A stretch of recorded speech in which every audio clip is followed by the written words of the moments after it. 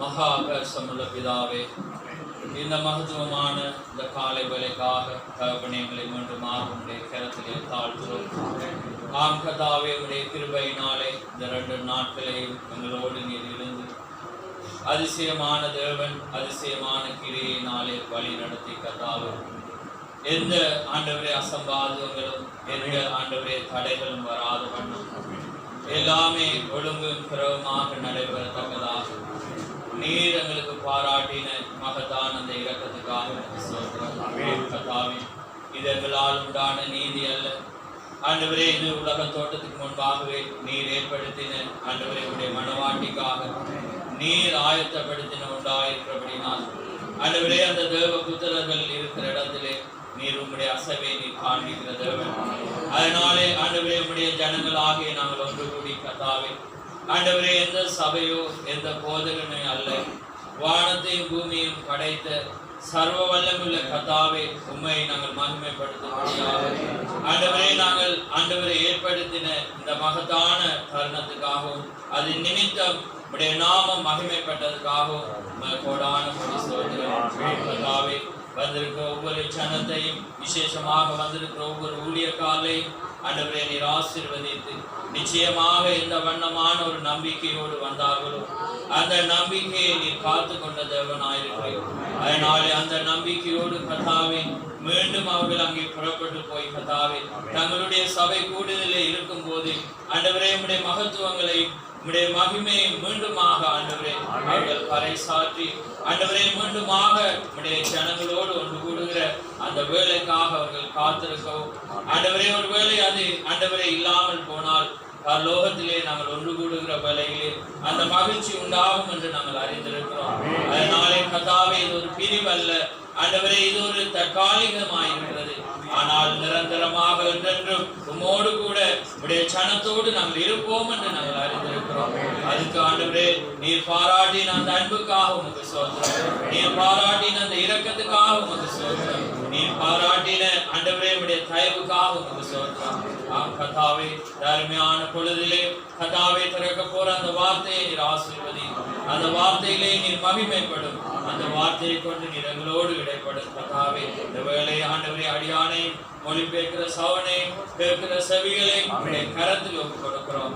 கர்த்தாவே, ஒருவேளை தவறான எண்ணங்களோ தவறான காரியங்களோ தவறான பேச்சுக்கள் வருமானால் பரிசுத்த ஆவியானவர் யாவற்றையும் ஆளுகை செய்த தேவன் இந்த இமை பொழுதிலே கர்த்தாவே எங்கள் வாய்களை நீர் மூடி கர்த்தாவே உம்முடைய வார்த்தை ஒன்றே வெளியே வரவும் அந்த வார்த்தை ஜனங்களுடைய இருதயத்திலே கிரியை செய்யவும் அந்த வித்தானது முளைக்கவும் நீர் கொடுக்க போற அந்த சந்தர்ப்பத்துக்காக தருணத்துக்காக தயவுக்காக உமக்கு ஸ்தோத்திரம். இந்த அருமையான பொழுதை உடைய கரத்தில் ஒப்புக் கொடுக்கிறோம். ஒவ்வொருவரையும் ஆசீர்வதியும் ஆண்டவரே, விசுவாசத்தோடு வந்த ஒவ்வொரு பிள்ளைகளையும் ஆசீர்வதியும். இந்த வேளையிலே கர்த்தாவே உடைய சமூகம் ஒன்றே எங்களுக்கு ஆறுதலாயிருக்கும், உடைய சமூகம் ஒன்றே எங்களுக்கு தயவு கொடுக்க முடியும், உடைய சமூகம் ஒன்றே எங்களுக்கு சமாதானத்தை கொடுக்க முடியும், உடைய சமூகம் ஒன்றே கர்த்தாவே எங்களுக்கு விடுதலை கொடுக்க முடியும், உடைய சமூகமே எங்களுக்கு சுகத்தை கொடுக்க முடியும். அதனாலே கர்த்தாவே, அன்னைக்கு ஒரு சமாரியா ஸ்திரீக்காக புறப்பட்டு போய் அவளுக்குள்ளாக பேசின அதே தேவன் இன்றைக்கு மாறாத தேவனாய் அதே தேவன் நீர் இறங்கி வந்து கர்த்தாவே ஆண்டவரே அந்த ஒரு பாவமுள்ள ஸ்திரீக்காக பேசினது போல பாவியான கர்த்தாவே இந்த ஜனத்துக்காக ஆண்டவரே எங்களுக்காக நீர் பேச போற உம்முடைய வார்த்தைக்காக உமக்கு ஸ்தோத்திரம். நீர் உம்முடைய வார்த்தையினாலே எங்களை கழுவினபடியினாலே நாங்கள் நீதிமானாக எங்களை மாற்றின தேவன் உம்முடைய வார்த்தையினாலே எங்களோடு பேசி கர்த்தாவே பரிசுத்த ஆவியானவர் வரும்போது ஆண்டவரே வார்த்தையை குறித்து நீதியை குறித்து நியாய தீர்ப்பை குறித்து கர்த்தாவே கண்டித்து உணர்த்துவார் என்ற ஆண்டவரே உம்முடைய வருகை அதன் மூலம் மாத்திரம் நாங்கள் கண்டுகொள்ள முடியும்.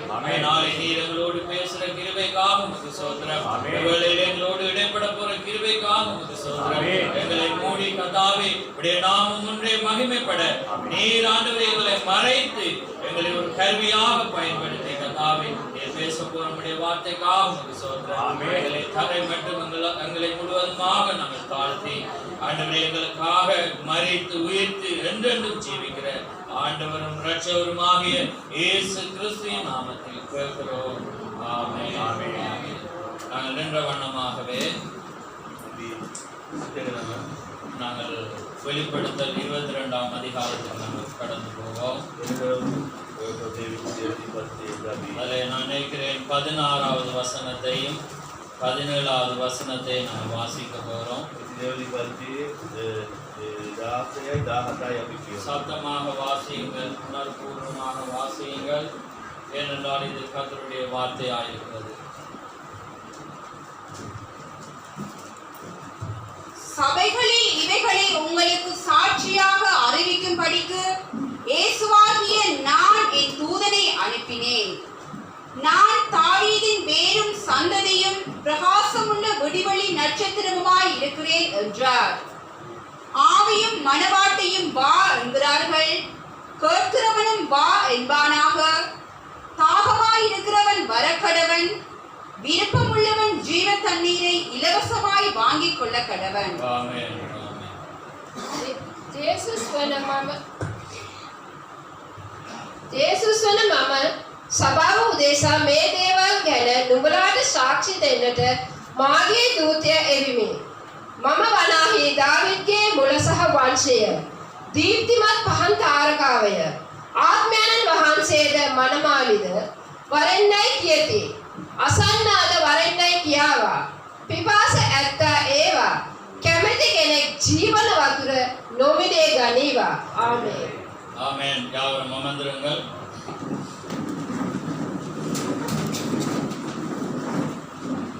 கர்த்தருடைய பரிசுத்த நாமம் மகிமைப்படுவதாக. ஆமென். மகிழ்ச்சியாயிருக்கிறீர்களா? நாங்கள் ஒரு மகிழ்ச்சியான நேரத்திலே நாங்கள் இருந்து கொண்டிருக்கிறோம். கர்த்தர் எங்களோடு 3 நாட்களும் கூட இருந்தார். தடையோ அங்கே கசப்புகளோ இல்லாதவனும் அதிசயமாக எங்களை வழி நடத்தினார். இயற்கை கர்த்தர் எங்களுக்காக அவர் அசைத்து எங்களுக்காக யாவையும் அவர் செய்தது. ஆமென்.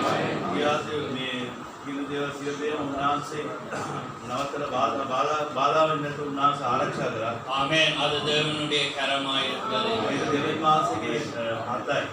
வந்திருக்கிற ஜனங்களை நான் மீண்டுமாக நான் அன்புடன் வரவேற்கிறேன்.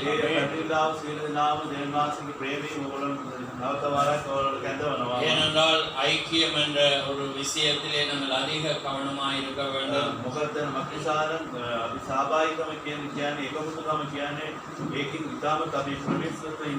ஏனென்றால் அந்த ஐக்கியமானது தேவனுடைய வார்த்தையோடு மாத்திரமே இருக்க வேண்டும்.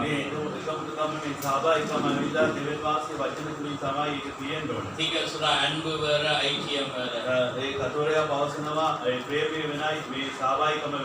நாங்கள் அன்பு யாவரோடு நாங்கள் கூற வேண்டும். சமாதான யாவரோடும் சமாதானமாக ஆனால் ஐக்கியம் என்று வரும்போது அது பிதாவோடும் அவருடைய குமாரனோடும் இருந்தது போல நாங்கள் ஐக்கியம் கொள்கிற ஜனங்களும் அதே வண்ணமாக இருக்க வேண்டும். நீங்கள் நினைக்கலாம் ஒரு வார்த்தை விழும்போது அது ஒரு விதையாயிருக்கிறது. நீங்கள் நினைக்கலாம் அதை கொண்டு ஜனத்தை பாதுகாக்கலாம்.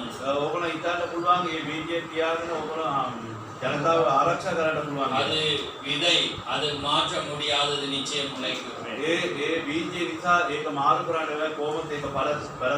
அதனால்தான் தீர்க்கர் சொல்றார், ஒரு ஐக்கியத்திலே நீங்கள் சேரும் போது நீங்கள் முதலாவது அந்த ஐக்கியத்தை குறித்து நீங்கள் அறிந்து கொள்ள வேண்டும். அந்த போதனை குறித்து நீங்கள் அறிந்து கொள்ள வேண்டும். அந்த சபையை குறித்து நீங்கள் அறிந்து கொள்ள வேண்டும். உன்னை தாழ்த்த அந்த செய்தி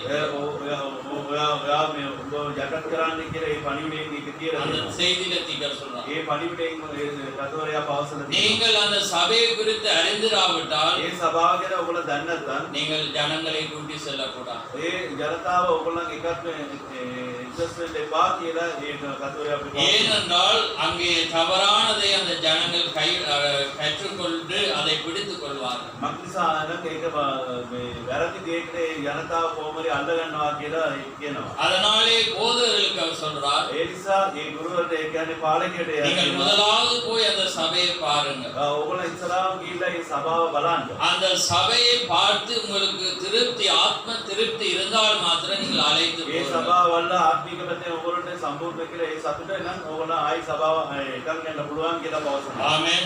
ආමේන්. அந்த வண்ணமாக நீங்கள் சில பேர் பார்த்திருக்கிறீர்கள், சில பேர் பார்க்காமலே வந்தது நிமித்த நான் கர்த்தருக்கு நன்றி செலுத்துகிறேன். ඒ නිසා ඒ වගේම සමහර අය ඕගොල්ලන්ට බලලා තියෙනවා, සමහර අය බලන්නේ නැතුව ඒ දේවල් වහන්සේගෙන් ඒ විශ්වාසයෙන් මෙතනට පැමිණ සිටියා. මම ඔබ වහන්සේට ඕගොල්ලන්ට මම ආශිර්වාද කරනවා. நான் ஒவ்வொரு நிமிஷமும் உங்களுடைய அந்த நம்பிக்கைக்காக நான் ஒவ்வொரு ஒழுங்கையும் அவதானித்துக் கொண்டிருந்தேன்.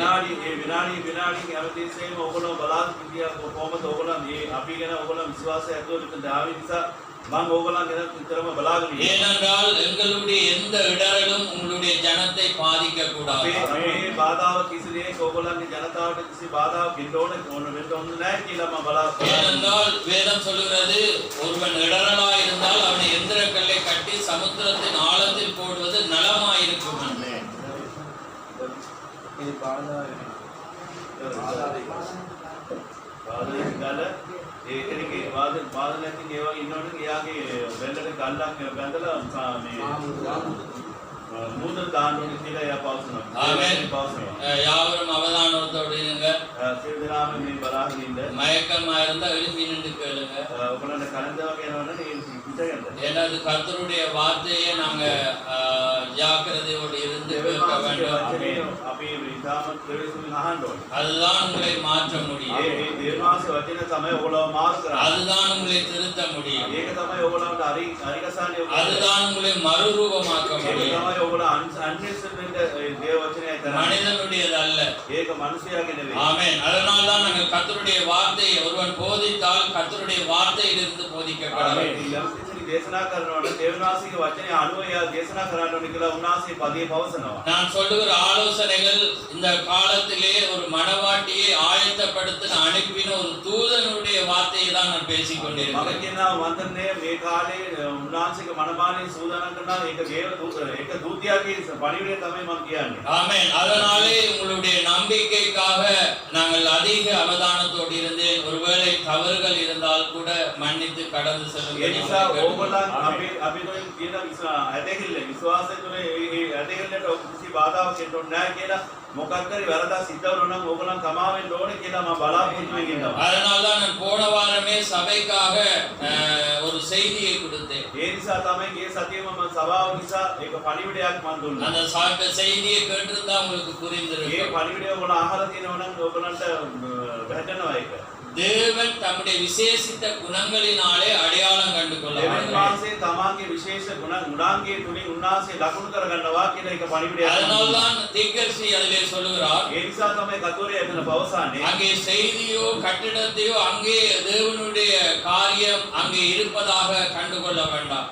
ඒ ගොඩනැගිල්ලයි ඒ වගේම පණිවිඩයක් කියන ඉතර දෙවියන් වහන්සේ ඉන්නවා කියලා ඔයගොල්ලෝ හිතාගන්න அந்த சபை தேவனுடைய வாவினாலே நடத்தப்படுகிறதா என்று நீங்கள் கண்டறிய வேண்டும் මේ என்றால் සභාව සුද්ධාත්ම වහන්සේ තුළ ඒ නඩත්තු කිරීම ඒ තුලින් ඉන්නවද කියලා ඔයගොල්ලෝ දකින්න ඕන නම් அந்த ஜனத்தை பாருங்க. ඒ ජනතාව ගැන ඔයගොල්ලෝ බලන්න. அந்த ஜனம்தான் அவர்கள் தேவ ஆவியினாலே வழி நடத்தப்படுகிறவர்களாயிருந்தால் அவங்களுடைய நடக்கையினாலே அந்த சபையை நீங்கள் ඒ இயங்க ජනතාව තමයි දෙවියන් වහන්සේ ආත්ම වහන්සේ තුළ ඒගොල්ලෝ මඟ පෙන්නනවා නම් ඒ ජනතාවගේ ගුණාංගයේ තුලින් අපි දැනගන්න පුළුවන් කියලා අපේ කතුරේ පවසනවා. அதனால தான் நான் சொன்னேன், வருகிற ஜனங்கள் உங்கள் கண்டு இடராத வண்ணம் உங்கள் குணங்கள் கிறிஸ்துவை வெளிப்படுத்துறதாக இருக்க ඒ නිසා வேண்டும். තමයි මගේ සභාව ගැන මම බලලා කිව්වා එන මිනිස්සු ඕගොල්ලන්ගේ ස්වභාවය ගැන දැකලා ඒගොල්ලන්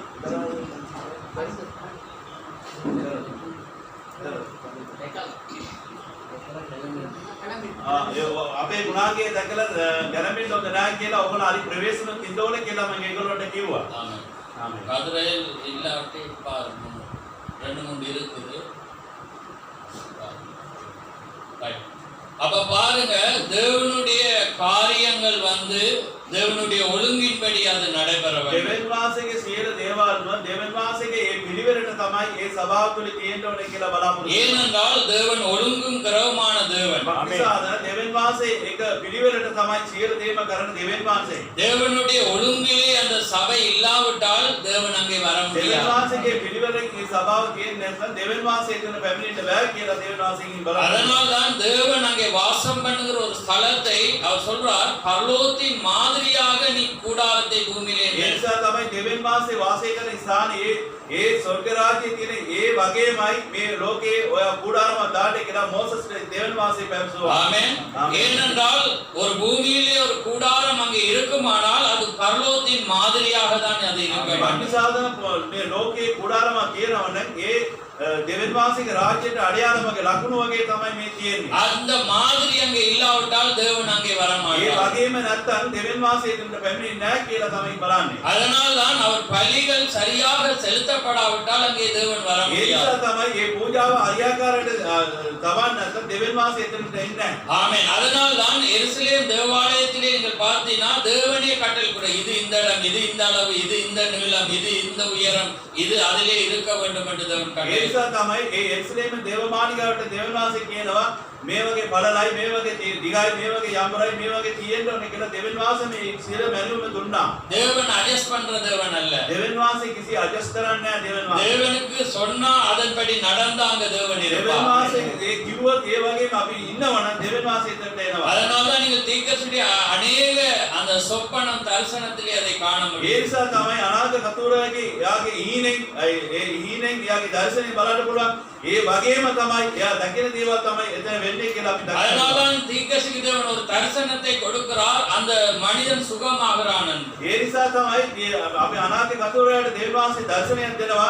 ඒ යම්කිසි මිනිසියා දැන් සුගේ වෙනවා කියලා එයා පවසනවා. ஆனால் அவர் அங்கே வேகமாக போய் ඒ නිසා ඒ ඉක්මනට ගිහිල්ලා அவர் அங்கே இருந்து அங்கே ஜெபித்தார். ඒ නිසා එතන වාඩි වෙලා එයා යාඥා කරා. ஆனால் சுகம் கிடைக்கவில்லை. නමුත් එයාට සුගේ ලැබුණේ නැහැ. ஆனால் அவர் அமர்ந்து மீண்டும் மீண்டும் கண்ணீர் விட்டு அங்கே ஜெபிக்கிறார். ඒ නිසා කතුරයා වාඩි වෙලා කඳුළු වැක්කලා නවතවරේ යාඥා කරගෙන அங்கே ඉන්නවා. பார்க்கிறார், மீண்டும் ஒரு தரிசனம் அவருக்கு, அவர் கண்ட தரிசனம் மீண்டும் அவர் அங்கே එයා ඉස්සරහම பார்க்கிறார். දැක ඒ දර්ශනේ නවතවරයක් එනවා. ඒ දකින්නවා එයා. அங்கே பார்க்கிற வேளையிலே அவர் ஜெபிக்கும் போது அங்கே 2 பேர் இருக்க வேண்டும், அவர்கள் இருவர் இல்லை. අගේ එයා යාඥා කරනකොට බලනකොට එයා යාඥා ඒ දර්ශනේ දෙන්නේ කියා.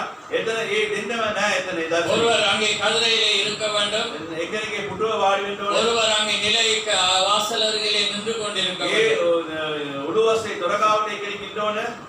ஆனால் அங்கே இருவர் இல்லாமல் அவர் அங்கே ஜெபிக்கிறார். නමුත් එතන දෙන්නෙක් නැතුව මෙයා ගිහිල්ලා යාඥා කරනවා. தேவன் பாருங்க, தேவன் எதை காண்பிக்கிறாரோ அதை தான் குமாரன் බලන්න செய்வார். දෙවියන් වහන්සේ ඒ මොනවද පෙන්නනවද ඒක තමයි කුමාරයා කරනවද කියලා දේවවචනේ පවසනවා. அதனால் தான் தேவனுடைய அந்த ஒழுங்கு அதிகமாக தேவனுடைய சபையிலே இல்லாவிட்டால் அது எப்படிப்பட்ட அது பெரிய கட்டடமாக இருந்தாலும் அங்க தேவன் நீர் வர முடியாது. බලන්න දෙවියන් වහන්සේගේ පිළිවෙල ඒ ලොකුම බිල්ඩින් වතුනා සභාව තිබුණොත් එතන දෙවියන් වහන්සේගේ පිළිවෙල නැත්තම් දෙවියන් වහන්සේ එතන ඉන්නේ නැහැ. ஏனென்றால் அதற்காக தான் தேவன் ஒரு சபையை ஆயத்தப்படுத்த தேவன் ஒரு தீர்க்கதரிசியை அனுப்பினார். ඒ නිසා තමයි ඒ සභාව සූදානම් කරන්න කියලා දෙවියන් වහන්සේ එක අනාගත කතුරයක් මේ ලෝකෙට එවුවා. ஏனென்றால் எலியா எப்பொழுதும் மாறுகிறதே இல்லை. බලන්න එලියා කවදාවත් මාරු නොවෙන්නේ නැහැ. எலியா எப்பொழுதும் தேவனை அடையாளப்படுத்துகிற ஒரு மனிதனாக இருந்தார். එලියා නිතරම දෙවියන් වහන්සේගේ ලකුණු කරගෙන තමයි එයාගේ ජීවිතය. தேவன் வருகிறதுக்கு முன்பாக எலியா வர வேண்டும். දෙවියන් වහන්සේ එන්න පෙර ඒ එලියා ඉන්න ඕන කියලා තියෙනවා. அதனால அருமையான ஒரு காலையிலே ஒரு செய்தியை நாங்கள் ඒ பார்த்தோம். නිසා තමයි ඊයේ උදෑසන එක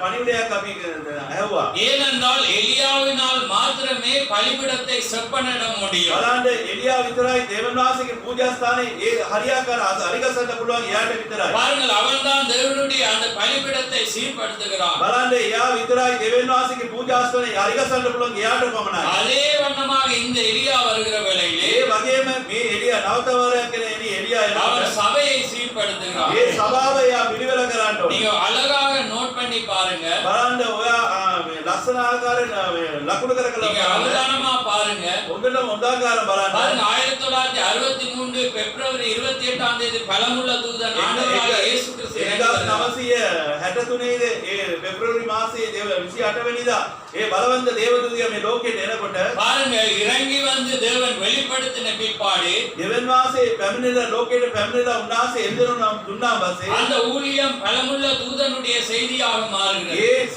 සේවය ඒ බලවන්ත දේවදූතයේ සේවය වගේ මාරු වෙනවා. ඒක මාරු වෙනවා. பாருங்க அந்த பிரனாம் கூடாரம் அந்த டைம்ல தான் கட்டப்பட்டு முடிக்கிறது. බලන්න ඒ බ්‍රණාම්ගේ கூடாரம் ඒ වෙලාව තමයි ඒ ගොඩනැගිල්ලේ වැඩ ඔක්කොම අමාරු වෙනවා. பாருங்க முத்திரைகள் வெளிப்படுகிறதுக்கு முன்பாகவே බලන්න ඒ මුද්‍රාව එළිදර වෙන්න පෙර தேவன் எளிமையிலே மறைந்திருந்து தம்மை வெளிப்படுத்துகிறார் என்ற செய்தியிலே දෙවන් මාසේ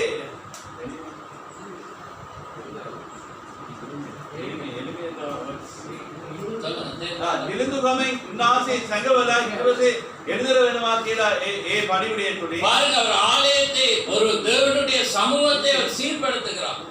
උන්නා ஒரு சமூகத்தை அவர் சீர்படுத்துகிறார். ඒක ඒ සභාවට එයා හරි අරිගස කරගන්නවා. பாருங்க அவர் சொல்லுகிறார் சபையானது தேவன் வாசம் பண்ணுகிற இடமா இருக்கிறபடினால் ඒ සභාව තුලින් දෙවන් වාසේ වාසය කරන ස්ථානයේ නිසා நீங்கள் எப்படி சபையிலே இருந்து கொள்ள வேண்டும், நடக்க வேண்டும், எப்படி வர வேண்டும், எப்படி ஆலயம் அமைக்கப்பட வேண்டும், சகலம் அங்கே முதலாவது போதனையாக බලන්න ඒ පණිවිඩයේ තමයි ඒ සභාවට ඕගොල්ලෝ කොහොමද එන්න ඕනේ, ඕගොල්ලෝ කොහොමද වාඩි වෙන්න ඕනේ, කොහොමද ජීවත් වෙන්න ඕනේ, ඒ සභාවට වෙන කොච්චර ගෞරවය දෙන්න ඕනේ කියලා ඒ පළවෙනි දවසේ ඒ පණිවිඩයයි ඒක ඒ පිළිවෙලයි කියලා දෙන්නේ. ஏனென்றால் சபை யாரும் எப்படியும் என்று அல்ல.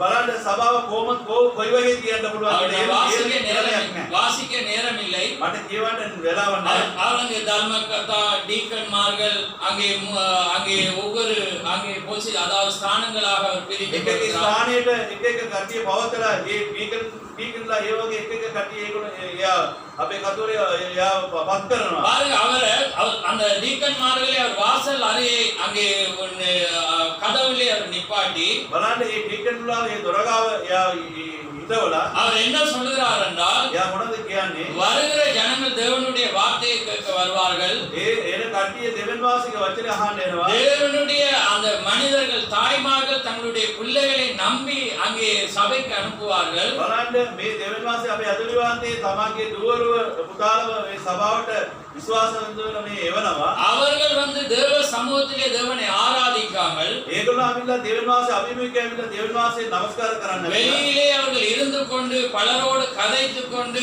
அவர்களுக்கு நண்பர்களை ஏற்படுத்திக் கொண்டு இருப்பார்கள். அதை எல்லாம் நீங்கள் கவனிக்க வேண்டும் என்பதற்காக அந்த பொசிஷன் සභාව கொடுக்கப்பட்டது. පිටේ ඉඳලා ඒගොල්ලෝ කතා බහ කරලා ඒගොල්ලන්ගේ යාළුවොත් එක්ක කතා කරගෙන ඉන්නවා, වෙන වෙන දේවල් කරගෙන ඉන්නවා. ඒ නිසා ඒගොල්ලෝ බලන්න ඕනේ කියලා තමයි ඕගොල්ලෝ මම මෙතන ඉන්න කියලා பாருங்கள், කියන්නේ. இதெல்லாம் புரிந்து கொள்கிறீர்கள். ඔක්කොම මේ ඔක්කොම ඕගොල්ලෝ நீங்க நினைக்கக்கூடாது தேவன் பார்ப்பாருன்றது இல்ல. தேவன் உங்களை பார்க்க தான் தேவன் சபையை ஏற்படுத்தினார். ආමේන්. දෙවෙනි ඕගොල්ලෝ ඉඳලා පුළුවන් දෙවෙනි මාස ඔක්කොම බලාගෙන කියලා නෙවෙයි. ඕගොල්ලෝ බලන්න තමයි සභාව උන්වහන්සේ පත් කරලා තියෙනවා. ஏனென்றால் அநேகர் இன்றைக்கு தேவனை தவறாக புரிந்து ඒ கொள்கிறார்கள். නිසා ගොඩාක් බොහෝ අය දෙවෙනි මාස වැරදි විදියට තේරුම් කරගන්නවා. වැරදි විදියට තේරුම් කරගන්නවා දෙවෙනි මාස. நாங்க கண்டும் காணாதவர்களை போல நாங்க අපි இருக்கோம். දැකලා දකින්න නැති කටි වගේ ඉන්න බෑ. ஏன்னா ஒரு மனிதனுக்குள்ள பரிசுத்தாவி இருந்தா බලන්න යම් කිසි තරතාවක සුද්ධාත්ම මාංශ ඉන්නවා. அது பாவத்தை குறித்தும் ඒගොල්ලෝ පාපය ගැනයි அது தவறு செய்யும் போது அது அந்த திருத்த தான் அந்த ஸ்தானம். වැරදි කරනකොට ඒ හරිගසන්න තමයි ඒ ස්ථානයේ ඒගොල්ලන්ට දීලා තියෙනවා. ஆமென். ஆமென். அதனால் தான் தேவனுடைய ஒரு ஸ்தானம், அதான் நான் என்னத்தை இங்க கொண்டு வரேன்னா தேவன் அருமையான ஒரு தீர்க்கதரிசி அனுப்பினதன் நோக்கம் அந்த பலிபீடம் செப்பனிடப்பட வேண்டும். බලන්න දෙවෙනි මාසේ එක දේව සේවකයා මේ ලෝකෙට එවලා තියෙනවා. බලන්න මේ පූජාස්ථානයේ හරියාකාරයට හරිගසන්න ඕනේ කියලා තමයි යා මේ ලෝකෙට එවලා. ஏனென்றால் முதலாவது பலிபீடம் செப்பனப்படாமல் செய்தியானது ஒன்றுக்குமே பிரயோஜனப்படாது. බලන්න මේ පූජාස්ථානයේ හරිගසන්න නැත්නම් දෙවෙනි මාසයේ පරිවිඩේ අවිල්ලා කිසි ප්‍රයෝජන වෙන්නේ නැහැ කියලා බලනවා. ஆமென். அதனால தான் அருமையான சகோதரன் சொன்னாங்க, உலகத்துல பாத்தீங்கன்னா எங்களை விட அழகாக ஒரு கவர்ச்சியாக அது அதிசயமாக பிரசங்கிக்க අනේක ඒක මනිதர்கள் තමයි இருக்கிறார்கள். සහෝදරයා පැවසුවේ. එයා කිව්වේ මේ ලෝකෙට දේශනා කරන ලෝක නිකාය සභාවලට ඉතාමත් ලස්සන ආකාරයේ හොඳ වචනෙන් ඒගොල්ලන් දේශනා කරනවා කියලා කිව්වා. ஆனா பலிபீடம் சரியாக இல்லாவிட்டால் அங்கே தேவன் இல்லை. නමුත් මේ පූජාසන හරිගස නැත්තම් ඒ දෙවෙනි මාසේ එතන එන්නේ. அதுதான் பலிபீடம் அங்கே சீர்பட ඒ வேண்டும். නිසා තමයි ඒ පූජාස්තරේ හරිගසන්න ඕනේ. தேவன் வாசம் பண்ணுகிற இடம் சீர்பட வேண்டும். දෙවෙනි මාසේ වාසය කරන ස්ථානයේ හරියාකාර පිළිවෙලට அதே තියෙන්නේ. நேரத்திலே மேலே வசனம் இருக்கு, தேவனுடைய ஆலயம் நீங்களா இருக்கிறீர்கள், அது சீர்பட ඒ வேண்டும். නිසා තමයි මේ උඩා දේව වචනේ ලියලා තියෙනවා දෙවෙනි මාසේ ඔය ඕගොල්ලන් තමයි ඕගොල්ලන් මේ හරිගසන්න ඕනේ කියලා ஆமென். පවසනවා. தேவனுடைய சபையானதும் சீர்பட வேண்டும், அதே நேரத்திலே ஜனங்களும் சீர்பட දෙවෙනි வேண்டும். මාසෙගේ සභාව හරිගසන්න ඕනේ. ඒ වගේම හැම එකනම තමන්ගේ ජීවිතය හරිගසන්න ඕනේ. ஆமென். அதனால் தான் நாங்கள் அதிகமாக தேவனுடைய வார்த்தையோடு எங்களை ஆராய்ந்து ඒ නිසා பார்க்கிறோம். තමයි අපේ ජීවිතයේ දෙවෙනි මාසයේ වචන තුලින් අපේ ජීවිතේ විමසලා බලනවා. நான் உங்களை ஊக்கப்படுத்த நான் பேசிக் கொண்டிருக்கிறேன். ඕගොල්ලෝ උත්සාහ කරන්න තමයි මම දෙවෙනි මාසයේ වචනේ කතා ஏனென்றால் කරන්නේ. நாங்கள் ஒரு புதிதானது ஒன்றை கொண்டு வரவில்லை. ඒ නිසා මම අපි අරිස් දේවල් මෙතන ගේන්න. நாங்கள் சீர்பட வேண்டும். ඒ අපි හරිගසන්න ඕනේ. ஏனென்றால் நாங்கள் இறுதி நேரத்திலே நாங்கள் බලන්න අපි ஜீவிக்கிறோம். අන්තිම මොහොතේ අපි පැමිණ සිටිනවා. நாங்கள் ஏன் ஒருவரை ஒருவர் சந்திக்கிறோம்? බලන්න අයි එක එකනා අපි මුණග ඉන්නේ. நாங்கள் இன்னொருவரை பார்த்து நாங்கள் வளர்ந்து கொள்கிறதற்காக, තව එකෙනෙක් බලලා අපි ජීවිතය හරිගසලා අපි වැළඳ වෙන්න எங்களுடைய ඕනේ කියලා. பாகத்தோடு நாங்கள் பொருத்திக் கொள்வதற்காக, பாகத்தோடு பொருத்திக் ඒ සභාව ඒත් එක්ක අපිව කීලා මේවා කොටස් දෙක සම්බන්ධ කරගන්නයි. ஆமென். அதனாலே நான் ஆகிய ஒரு தனிப்பட்ட ஒரு தலையங்கத்திலே பிரசங்கிக்காமல், බලන්න මම එක මාතෘකාවක් කියලා දේශනා කරන්න. நான் உண்மையாகவே இன்னைக்கு 2 நாளும் பேசின காரியங்களை எடுத்து நான் ஒரு காரியத்தை கொண்டு தான் அழகாக முடிக்கணும். බලන්න මේ දවස් දෙකම දේශනා කරපු දේවල් තමයි මම අන්තිම දේශනාව තුළින් මේ ලස්සනට පිළිවෙල කරන්න ஆனா ඕනේ. அப்படி பேசுறதுக்கு நாங்க அப்படி தீர்மானித்தோம். ஆனா நேரமானது இல்லாமல் බලන්න போனபடியால் ඒ වගේ දේවල් කරමු කියලා තමයි මම හිතුවා. නමුත් මේ වෙලාව අපිට මම நேற்றைய நாள்ல அதிக நேரங்கள் கடந்து போனது. ඊයේ දවසේ කොට බොහෝ වෙලාව මේ ගියා. இப்ப நான் அதெல்லாம் எடுத்து ஒரு மிக்ஸ் சவுண்ட் அடிச்சா ඒ වගේම මික්ස් ෆුඩ් එකක් உங்க போக்குல கலக்கிடும் உங்களுக்கு. ஆமென். ஏன்னா நீ அறகுறையா நான் சொல்லிடுறேன், முழுக்க முடிக்க எனக்கு நேரம் இருக்கா. නම් භාගයට ඔට්ටපට තමයි ඉන්නේ. ඔක්කොම ඉවර කරන්න මට වෙලාවක් නැහැ. அதனாலே நாங்கள் யார், எங்களுடைய ஸ்தானம் என்ன, எங்கள் ஒவ்வொருடைய என்பதை நான் காண்பித்து கடந்து செல்ல අපි வேண்டும். කවුද අපේ ස්ථානේ මොකක්ද කියලා මම කියලා දීලා. ஆமென். நீங்கள் தேவனுடைய மனவாட்டி என்று நீங்க விசுவாசிக்கிறீங்களா? අපි මනමාලි කියලා ඔයගොල්ලෝ විශ්වාස කරනවානේ. அதனாலே பரலோகம் போவீங்கன்னு நான் சொல்ல வரேன். ඒක නිසා ඔයගොල්ලෝ දෙවෙනි මාස රාජ්‍ය යනවා. தேவனுடைய வார்த்தையோடு இருந்தா நிச்சயம் நீங்க போவீங்க. දෙවෙනි මාසයේ වචන තමයි ඉන්දියානු දෙවෙනි මාසේ රාජ්‍යයට கவனமா சந்தோஷத்தோடு மகிழ்ச்சியோட கேளுங்க, நான் முடிக்க போறேன். ඉතාමත් ප්‍රවේශ ඉඳලා දෙවෙනි මාසේ වචනේ பாருங்க, ආවා. 7 முத்திரைகளின் வெளிப்பாடு என்ற செய்தியில ඒ මුද්‍රා හත්වෙනි මුද්‍රා කියන ඒ එළිදර වීමෙන් அவர்கிட்ட ஒரு கேள்வி கேட்கிறான். එයාට ඒක ප්‍රශ්නයක් අහනවා. எடுத்துக் கொள்ளப்படுதலுக்கு முன்பு கிறிஸ்துவின் மனவாட்டிக்கு ஊழியம் இருக்கா? උසවන් ලැබෙන්න ප්‍රථම ප්‍රථමේ මනමාලීට සේවය තියනවද කියලා අහනවා. இந்த கேள்வியிலே நிறைய விடைய சொல்லுது. මේ මාතුල මේ ප්‍රශ්න තුලින්ම ඒකින් උත්තරේ තියෙනවා ඒක. ஆனா இந்த கேள்வி பார்க்கல சிலது ஞாபகம் வருது. මේ ප්‍රශ්න තුලින් ප්‍රශ්නේ ගැන බලනකොට සමහරේ මට මතක பாருங்க, கேள்வி வந்து எடுத்துக் கொள்ளுதலுக்கு முன்பு கிறிஸ்துவின் மனவாட்டிக்கு ஊழியம் இருக்கா? ඒ උසවන් ලැබෙන ප්‍රථම මනමාලීට සේවයක් තියනවද කියලා තමයි මේ ප්‍රශ්නේ අහලා තියෙන්නේ. ஆனா சில பேர் சொல்றாங்க எடுத்துக்கொள்ள நடந்துட்டு ஊழியம் செய்யறாங்க. සමහර අය කියනවා අපි උසවගන් ඒක නිව වුණා කියලා ඒගොල්ලෝ සේවය කරගෙන යනවා. ஆனா வேதம் கேட்குது எடுத்துக்கொள்வதற்கு முன்பு தான் இருக்காங்க. නමුත් බයිබලය අහනවා ඒ ප්‍රශ්න අහලා තියෙනවා ඒ උසවන් ගන්නේ ප්‍රථම කියලා තමයි ඒගොල්ලෝ. ஆமென். அப்ப நான் நிச்சயமாக எடுத்துக்கொள்ளப்படுதல் இன்னும் சம்பவிக்கவில்லை. அப்படியானால் மனவாட்டிக்கு ஊழியம் இருக்கிறது. බලන්න දෙවෙනි තාම උසවන් ළමයි අපි ඒසවාස ජීව තාම අවිල්ල නැහැ. ඒ නිසා අපි මේ පොළවේ තමයි ඉන්නේ. ඒවනම් ඒ මනමාලීට සේවයක් කියනවා කියලා අපි දකිනවා. அப்படியானால் உங்கள் ஒவ்வொருவருக்கும் அது இருக்கிறது. බලන්න ඒවනම් ඒ ඔයගොල්ලන්ට අමෙකනාට ඒ සේවය ஏன்னா சுவிசேஷமானது எல்லார் மீதும் விழுந்த கடமையாய் බලන්න இருக்கிறது. සුභාරංචි සියලු දෙනාම උඩින් තවල තියෙනවා ඒක වගකීමයි. ஆனால் தேவன் ஒவ்வொரு மனிதனுக்கு ஒரு ஸ்தானத்தை ඒ கொடுத்தார். නිසා එක එක මනුස්සයන්ට දෙවියන් වහන්සේ එක එක ස්ථානයක් දීලා තියෙනවා. உங்களை ஒரு விசுவாசி என்னும் ஒரு ஸ்தானத்திலே வைத்து ஒரு சுவிசேஷத்தை சொல்ல விரும்பினால் நிச்சயம் நீங்க செய்தது. ඔයගොල්ලෝ ඇදහිල්ල කියලා ඒකේ ස්ථානයක් තියලා ඔයගොල්ලෝ සුභාරංචි කරන්න ඕනේ කියලා ඔයගොල්ලෝ කැමති වුණා නම් ඒකට දෙවියන් වහන්සේ උදව් කරනවා. அப்படியானா இருக்கா இல்லையா? ඒ වගේ කියනවා. நான் வாசிக்கிற பாருங்க. நிச்சயமாக நிச்சயமாக සැබෑව இப்பொழுது நேரடியாக அதுதான் நடந்து கொண்டிருக்கிறது. බලන්න සැබෑව ඒක තමයි දැන් පවතකට යනවා කියලා පවසනවා. கிறிஸ்துவின் மனவாட்டி நிச்சயமாக அதை தான் ஏற்ற வேளையில் செய்து கிறிஸ்துவின் மனவாட்டி நிச்சயமாக அதை போதிக்க வேண்டும். සැබෑම ක්‍රිස්තුගේ මනමාලි ඒක තමයි ඒවා කරගෙන යා දේශනා කරගෙන යන්න பாருங்க, ඕනේ. அது அப்போஸ்தலர்கள், தீர்க்கதரிசிகள், போதகர்கள், சுவிசேஷகர்கள் மற்றும் மேய்ப்பர்களை அவள் உடையவளாய் இருக்கிறார். බලන්න මේ මේරුදේවලගේ සුභාරංචි කරන ඒ අනාගත සියලු දෙනාම ඒ සියලු කටීමේ සභාව තුළින් ඉන්නවා කියලා අපේ කතෝලික පවසනවා. அந்த அப்போஸ்தலரது நடவடிக்கை தொடர்ந்து கண்டினியூவாக வருகிறது. මේ මේරුදේගේ කාලේ ඒගොල්ලන්ගේ සේවය ඒ දිගටම එනවා. நீங்க நினைக்க வேணாம், தீர்க்கதரிசியினோட ஊழியம் முடிவு பெறவில்லை. ඒ කතෝලිකගේ සේවය තාම නිමවුනේ. அது கண்டினியூவா இருக்கிறது. ඒක දිගටම එනවා. அது தேவனோடு நாங்கள் எடுத்துக்கொள்ளப்படுகிற வேளையில தான் அது முற்று பெறும். දෙවන් වාසයේ උසවගන්න ලැබෙනකොට තමයි මේ සේවය නිබාන්නේ. இன்றைக்கும் அப்போஸ்தலர்கள் இருக்கிறார்கள். අද මේ මේරුදේවල ඉන්නවා. இன்றைக்கும் மேய்ப்பர்கள் අද இருக்கிறார்கள். මේ ඉන්දියාවේ ඉන්නවා. இன்றைக்கும் சுவிசேஷர்கள் අද இருக்கிறார்கள். සුභාරංචි කරන කට්ටිය நீங்க ඉන්නවා. சபை காலத்துல முன்பகுதியை பார்த்தாலே ඒ සභා කාලේ ඉස්සරහා ගිහින් බලුවොත් இந்த செய்தியை உண்மையாக போதிக்கிறவர்கள் தீர்க்கதரிசிகளாய் இருக்கிறார்கள் என்று දෙවන් தீர்க்கதரிசிகள் වාසයේ පණිවිඩය හරියාකාර ඒ කියන දේ කට්ටිය සියලු දෙනාම දෙවන් වාසයේ අනාගත කතෝලිකයක් කියලා පවසනවා. ஏன் அவர்கள் நடக்க போறதை බලන්න பிரசங்கிக்கிறார்கள். ඒගොල්ලන්ට එන ඉස්සරහා එන දේවල් ගැන මේගොල්ලන් දේශනා කරනවා. அதனாலே அவர்கள் தீர்க்கதரிசி என்று அழைக்கப்படுகிறார்கள். ඉස්සරහා එන දේවල් කියලා ඒගොල්ලෝ දේශනා කරන නිසා ඒගොල්ලන් අනාගත කතෝලිකයෙක් කියලා ඒගොල්ලන්ට නම සම්මාන ஆமென். நிச்சயமாக இந்த இடத்திலே அவர் தேவன் ඒ வைத்திருக்கிறார். නිසා ඒ කට්ටිය මෙතන උන්වහන්සේ තවල තියෙන කියලා මම විශ්වාස நிச்சயமாக කරනවා. தேவன் මේ வைத்திருக்கிறார். සබෑම දෙවන් වාසයේ அருமையான තවල තියෙනවා. மூப்பர்களை ඒ නිසා வைத்திருக்கிறார். වැඩිපාලියව කියලා තියෙනවා. அருமையான ஆலோசனைக்காரர்களை උන්ට தேவன் වන්දනය வைத்திருக்கிறார். කරන කට්ටිය තවල තියෙනවා. நான் சந்தோஷம் அடைந்தேன். මම ප්‍රීත්මත් වෙනවා. ஏனென்றால் நேற்று வாலிபர்களுக்கெல்லாம் சௌரன் தீமேந்து சௌரன் அங்கே கொடுக்கும் போது உண்மையான அருமையான ஆலோசனை. බලන්න මේ තරුණය කට්ටියට ඊයේ දවස් සවන තීමතේ අනිත් සවරයා சபைக்காக அவர் கொடுத்தார். ඒ සභාවට නිසා හොඳ මන්දනේ දැනමුත්ත அதே போல சௌரன் அங்கே மேவின் அவரும் அங்கே அழகாக ඒ கொடுத்தார். වගේම සවරේ බඩරවල සවරයා හොඳ මේකක් දුන්නා. மற்ற அங்கே ஊழியக்காரர்களுக்கு தேவனுடைய வார்த்தையை ඒ கொடுத்தார். වගේම දේව සේවකයෝ සියලු දෙනාම දෙවියන් වහන්සේගේ වචනය දුන්නා. தேவன் ஒவ்வொருவருக்காக அவர் பேசினார். දෙවියන් වහන්සේ එක එක්කෙනාත් එක්ක සම්බන්ධ කතා කරා. ஏனென்றால் நான் இதை சபையிலும் பேசுகிற வார்த்தை. ඒ නිසා මේ මගේ සභාවත් ඔබ කතා කරලා என்னென்று நான் சொல்ல முன்பு நான் சொல்லுகிறேன்.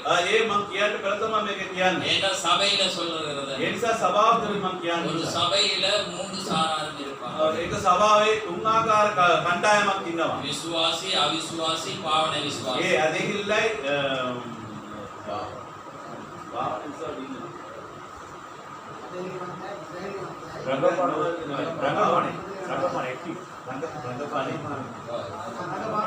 ඇදරිවාන්ති වගේම ඉන්න ඒ කට්ටියයි අනික දෙවියන් වහන්සේ විශ්වාස කරන්න නැත්ත කට්ටිය. ஆமென். ஆமென். அதனால நேற்றைய நாள் அது மூன்று பேருக்கு தேவன் பேசினார். ඒ නිසා ඒ කණ්ඩායම තුනටම ඊයේ දවසේ දෙවියන් වහන්සේ කතා කළා. இந்த மூன்று நாலு மணி வை. ඒ දවස් තුනම කතා කරා. அப்படி அந்த தவறா புரிஞ்சிருக்கு. ஆமென். அந்த மூன்று நாட்களிலும் தேவன் நாங்கள் මේ දවස් තුනම ඒ කණ්ඩායම තුනටම උන්වහන්සේ කතා කළා. ஏழாவது நேற்று மீண்டும் ඒ மாறாமல். නිසා මේ තද සදාකාල මාත්‍රෙන් දෙවියන් වහන්සේ. Right. நான் விஷயத்துக்கு வருகிறேன். මම මාතෘකාවට එන්නේ. Right. நாங்க ஒரு உறுதிப்படுத்த தான் நான் பேசிக் கொண்டிருக்கிறேன். එක දේවල් කියලා දෙන්න තමයි මම කතා කරන්නේ. ஏன்னா நீங்கள் அமர்ந்து இருக்க முடியாது. ඒ නිසා ඔයගොල්ලෝ වාඩි වෙලා සිටින්න. உங்களுக்கும் எனக்கும் ஊழியம் உண்டு. මට ඔබට நாங்கள் அதற்காகவே தேவன் நம்பி எங்களுக்கு அந்த பொறுப்பை தந்திருக்கிறார். මේක තමයි අපිට මේ වචනේ උන්වහන්සේ අපි විශ්වාස කරන දීලා තියෙනවා. பாருங்க, ஏழு சபை காலத்தின் வியாக்கியானம் என்ற செய்தியிலே ඒක லவோதிக்கா සභාව சபை. අත කාලේ කියලා ඒක මේ පරිවර්තන කියලා ඒ පොතක් තියෙනවා. பாருங்க, அதுல அவர் சொல்லுகிறார். ඒකෙන් එයා පවසනවා பாருங்க, வார்த்தை நம்முடைய வாய்களில் இருக்க வேண்டும். දෙවෙනි වාසික වචනේ අපි මුකේ තියෙන්න ඕනේ. சபையானது அவருடைய சரீரமாய் இருந்து ඒ සභාව උන්වහන්සේගේ ශරීරවයේ ඉඳලා அவருடைய ஸ்தானத்தை வகிக்கிறது. උන්වහන්සේගේ ස්ථානයේ ඒ සභාව තමයි දැන් ඉන්නේ. மணவாட்டியின் மத்தியிலே வார்த்தை இருக்க வேண்டும். මනමාලිය තුලින් දෙවෙනි වාසික වචනේ තියෙන්න ඕනේ. அதன் மூலம் தான் நீங்க மணவாட்டி என்பதை கண்டுகொள்ளலாம். දෙවෙනි වාසික වචනේ තියෙනවා තමයි විවන තමයි ඔයගොල්ලෝ මනමාලිය කියලා කියන්න පුළුවන්. சபையானது அவருடைய சரீரமாய் இருந்து ඒ සභාව උන්වහන්සේගේ ශරීරය වගේ ඉඳලා அவருடைய ஸ்தானத்தை வகிக்கிறார். ඒ උන්වහන්සේගේ ස්ථානයේ ඒ මනමාලිය තමයි ඉන්නේ. நீங்க யார் இப்ப? ඔබ කවුද? நீங்க இயேசு கிறிஸ்துவா இருக்கிறீங்க. ඔයගොල්ලෝ පොඩි යේසුස් ක්‍රිස්තුස් වහන්සේ වගේ நீங்க මේ கிறிஸ்துவை வெளிப்படுத்துகிறீர்கள். උන්වහන්සේ ක්‍රිස්තුස් වහන්සේ ඔයගොල්ලෝ මේ නිකුත් කරගෙන உங்களுடைய යනවා. மணவாளனை வெளிப்படுத்துகிறீர்கள். ඔබගේ මනමාලිය ඔයගොල්ලෝ නිකුත් කරගන්නවා. அப்படியானால் உங்கள் மத்தியில் என்ன இருக்க வேண்டும்? එහෙමනම් ඔයගොල්ලෝ මැදේ මොකද්ද කියන්නේ? வார்த்தை தான் இருக்க දෙවෙනි வேண்டும். වාසික වචනේ තියෙනවා. பிசாசு வந்து அந்த வார்த்தையினால் தான் நீங்க வெட்ட வேண்டும். යක්ෂයා එළවන දෙවෙනි වාසික වචනේ තුලින් තමයි ඒ යක්ෂයා ඔයගොල්ලෝ කපන්න ඕනේ. ஏனென்றால் பட்டயமானது இப்பொழுது உருவப்பட்டாயிற்று. බලන්න ඒ කඩුව දැන් අර උරේ ඉඳලා දැන් අරන් තියලා තියෙනවා. அதனாலே நீங்கள் சொல்றார் அங்கே தேவன் வந்து அந்த வார்த்தையை நாங்க வாசிப்போம். அது நாங்க நேரம் இல்ல யாத்ராமத்துல நினைக்க 13 அது தீர்க்கதரிசி சொல்றாங்க. ඉක්මෑව පොතේ 13 වෙනි පරිච්ඡේදය நாங்க 17 17 වෙනි පරිච්ඡේදය. ஏன்னா இந்த நேரத்துல நீங்க எப்படி இருக்கிறீங்க என்பதை பார்க்க. දැන් ඔයගොල්ලෝ කොහොම සිටින්නේ කියලා දෙවෙනි වාසික වචනේ තමයි இஸ்ரவேல் ஜனங்களை வச்சு இந்த யாத்திரையில தீர்க்கதரிசி ඒ ඉස්රායල් ජනතාව කියලා මේ තුන්වෙනි යාත්‍රාව ගැන කතා කරනවා අපේ කතුවරයා. வாசிங்க யாத்ராமம் 13:17. ඉක්මෑම யாத்ராம் 13ஆம் அதிகாரம் 17ஆம் வசனம். பார்வோன் ஜனங்களை போகவிட்ட பின் ஜனங்கள் யுத்தத்தை கண்டால் மனமடிந்து எகிப்துக்கு திரும்புவார்கள் என்று சொல்லி பெலிஸ்தரின் தேச வழியாய் போவது சமீபமானாலும் தேவன் அவர்களை அந்த வழியாய் நடத்தாமல் සිංහලத்துல வாசிங்க. තවද පාරාව සෙනඟට යන්න හැරිය කල්හි පිලිස්තවරුන්ගේ දේශයේ මැදින් යාම කිට්ටු නොමුත් දෙවියන් වහන්සේ ඒ මාර්ගයෙන් ඔවුන් ගෙන නොගියසේක. சரியா? මක්නිසාද සෙනග යුද්ධ දෙක සමහර විට පසුතැවිලි වී මිස්රයට හැරී නොයන පිණිස දෙවියන් වහන්සේ කීසේක. ஆமென். இப்போ என்னையா பார்வோன் போக விட்ட பின்பு இப்போ என்ன நடக்குது? පාරාව ඒගොල්ලෝ යන්න දුන්න ඇරියන් පස්සේ அங்கே தேவன் என்ன செய்றாண்டா ஜனங்கள் யுத்தத்தை கண்டால் மனமடிந்து ඒ ජනතාව යුද්ධය දැක්කොත් ඒගොල්ලන් පසු කරගෙන යනවා කියලා திரும்ப ஓடிடுவான். ඒ පස්සට යනවා කියලා அப்ப தேவன் எகிப்திலிருந்து வெளியே கொண்டு வந்துட்டு දෙවෙනි වාසේ ඒ මිස්රයේ ඉඳලා එළියට ගෙනාවා. ஏறக்குறை மிஞ்சினா ஏறக்குறை நடந்து கூட 4 நாட்கள் சொற்ப நாட்கள்ல கடந்து போகலாம். බලන්න ඒ කානාන් දේශයේ අවිදිගෙන ගිහිල්ලා කියවද තමයි දවස් දෙක තුනකින් හතර මාසකින් ගන්න පුළුවන්. ஆனால் 40 வருஷமா அலையுது. බලන්න මේ අවුරුදු 40ක් ඒගොල්ලන් මුලා වෙනවා. இதை யார் இத செய்யறது? ඒ කවුද ඒක කරන්නේ? யார் இப்ப சொல்லுறது? කවුද அதே தேவன் தான். මේ දෙවෙනි වාසිය. ஏண்டா உங்களை பயிற்றுவிக்கிற யுத்தத்துக்கு බලන්න දෙවෙනි වාසේ ඔයගොල්ලෝ පෝල්ු කරනවා ඒ යුද්ධයට. பாடுகளை அனுப்புறேன். ඒ පීඩාව ඔයගොල්ලන්ට එවනවා. வார்த்தைகளை அனுப்புகிறேன். වචනය එවනවා. அதிசயங்களை காண ඒ செய்கிறேன். පුදුමකාර ලකුණු දේවල් ඔයගොල්ලන්ට දකින්න දෙවෙනි වාසේ සලසනවා. நீங்க ரெண்டாம் நாளே சண்டையை கண்டா ஓடிடுவீங்க. දෙවෙනි දවසේ මේ රණ්ඩුව දැක්කොත් ඔයගොල්ලෝ දොලයයි. சாவணத்துல இருந்து இந்த செய்திக்கு வந்துட்டீங்கன்னு வைங்க. ඕගොල්ලෝ මේ නිකාය සභාවේදලා මේ සත්‍යතාවට ආවා ඔයගොල්ලෝ. இன்னைக்கு சத்தியத்தில் இருக்கிற சண்டை பிடிக்கிறத பார்த்தா நீங்க அடுத்த நாள் அட இதை விட நான் சாவணத்தில் இருக்கலாம் ஓடி. මේ මෙසේජ් එකේ කට්ටිය මේ රණ්ඩු වෙන ඕගොල්ලෝ දැක්කොත් එහෙම ඕගොල්ලෝ මේකට වඩා නිකාය හොඳයි එහෙට යන්න ඕගොල්ලෝ කියලා ඕගොල්ලෝ දොලයයි. அப்படி நிறைய பேர் ஞானஸ்தானம் எடுத்தவங்க அட்ரஸ் இல்ல ஏன்னா ஓடிட்டாங்க. வந்த அடுத்த நாளே சண்டேனா ஓடிடுவாங்க. බලන්න ගොඩක් ආයේ වතුර වංශ ගත්ත කට්ටිය මේ සභාවට ඇවිල්ලා දැකලා මේ රණ්ඩුව දැකලා ඒගොල්ලෝ දිව්වා. நான் இந்த செய்தியை பேசுகிறேன். මම පණිවිඩය කතා ஆமென். ஏனென்றால் தேவன் சொல்றார் பாருங்க யுத்தத்தை கண்டா மனம் அடிஞ்சிடுவாங்க. ரைட். ඒ යුද්ධය දැක්කොත් එමේ ඒගොල්ලන්ගේ පසුබට වෙනවා කියලා. பாரு அப்பட பேர் அலட்சியன்னு கேட்கிறாங்க தேவன். தேவனுக்கு தெரியும் உங்களை யாருன்னு. අයි මක්නිසා අයි දෙවෙනි වාසේ අපි කැන්සල් එක කියලා දෙවෙනි වාසේ නාන්න එපා. දෙවෙනි වාසේ දන්නවා ඔබ කවුද කියලා. பாருங்க ஜனங்கள் யுத்தத்தை கண்டால் மனம் அடிந்து ඒ ජනතාව ඒ යුද්ධය දැක්කොත් එමේ පසුබට වෙයි කියලා. திரும்பி எகிப்துக்கு திரும்பி வார்கள் என்று சொல்லி ඒගොල්ලෝ මිස්රයට ආපහු හැරේ කියලා பெலிஸ்திய பெலிஸ்தரின் தேச வழியாய் போவது சமீபமானாலும் ඒ පෙලිස්තර දේශතුලින් ඒ කෙටි මාර්ගය කියලා ඒක දැනගෙන தேவன் அவர்களை அந்த வழியாய் ඒ நடத்தாமல் මාර්ගයෙන් එවන්න නැතුව சிவந்த சமுத்திரத்தின் வனாந்திர வழியாய் ஜனங்களை சுற்றி போக ඒ பண்ணி බලන්න ඒ රතුමුලේ තමයි ඒ කාන්තාරේ පැත්තේ ඒ ලොකු රෝමකින් තමයි අර යනවා කටේ. இப்ப 40 வருஷமா செய்தி ஏற்றுக்கொண்டும் என்ன எடுத்துக்கொள்ளப்படுதல் வரலன்னு தெரியுமா இப்போ?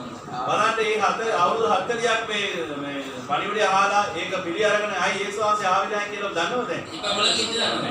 ஒவ்வொருவனுக்கு 40 வந்து நியாய தீர்ப்பின் என்ன බලන්න ஆயிருக்கு. එක එකනාට මේ 40 කියන්නේ ඒ විනිසේ ලකුණයි.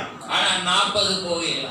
නමුත් ඒ 40 යන්න බෑ. புதுசா பிறக்கிறது போகல. ඒ අලුත් ඉපදීමෙන් එන කට්ටිය තමයි කානන් යන්න ஆமென். அதனால 40 வருஷத்துல இருந்தா யோசிக்கிறா என்ற புது செய்தியை கொடுக்கிறார். බලන්න අලුත් පණිවිඩයක් දෙනවා කියලා ඕන හිතන්න එපා. அது அந்த அர்த்தம் அல்ல. ඒ තේරුමක් නෙවෙයි. நீங்க தேவனுடைய காரியத்திலே விசுவாசத்தை ஏற்றுக்கொண்டு யுத்தத்துக்கு தயாரா இருந்தா மட்டும்தான் போகலாம். දෙවෙනි මාසයේ දේවල් ඕගොල්ලෝ පිළි අරගෙන යුද්ධයට සූදානම් වෙලා ඉතියොත් විතරයි යන්න පුළුවන්. அதனாலதான் நீங்க சொல்றேன் நிறைய அனுபவங்களை தேவன் வனாந்தரத்துல ඒ கொடுக்கிறார். නිසා තමයි කතෝලිකයා පවසන්නේ ඒ කාන්තාරේ ඒ වනාන්තරයේ තමයි බෝ අත්දැකීමයි දේව ජනතාවට උන්වහන්සේ දීලා තියෙනවා. எகிப்திலே இருந்து வந்த எல்லா ஜனங்களுடைய அடிப்புடி எல்லா பாவத்தையும் நீங்க வனாந்தரத்துல பார்க்கணும். ඒ මිසරයේ තියෙනවා ඒ ලොකු රණ්ඩු සියර ඒගොල්ලන්ගේ ගුණාංගය ඔක්කොම ඒ වනාන්තරයේ ඕගොල්ලන්ගේ මේ මිනිසුන්ගේ හිතේ අපි දකින්න පුළුවන්. அடிபட்டாங்க வனாந்தரத்துல அடிபட்டாங்க.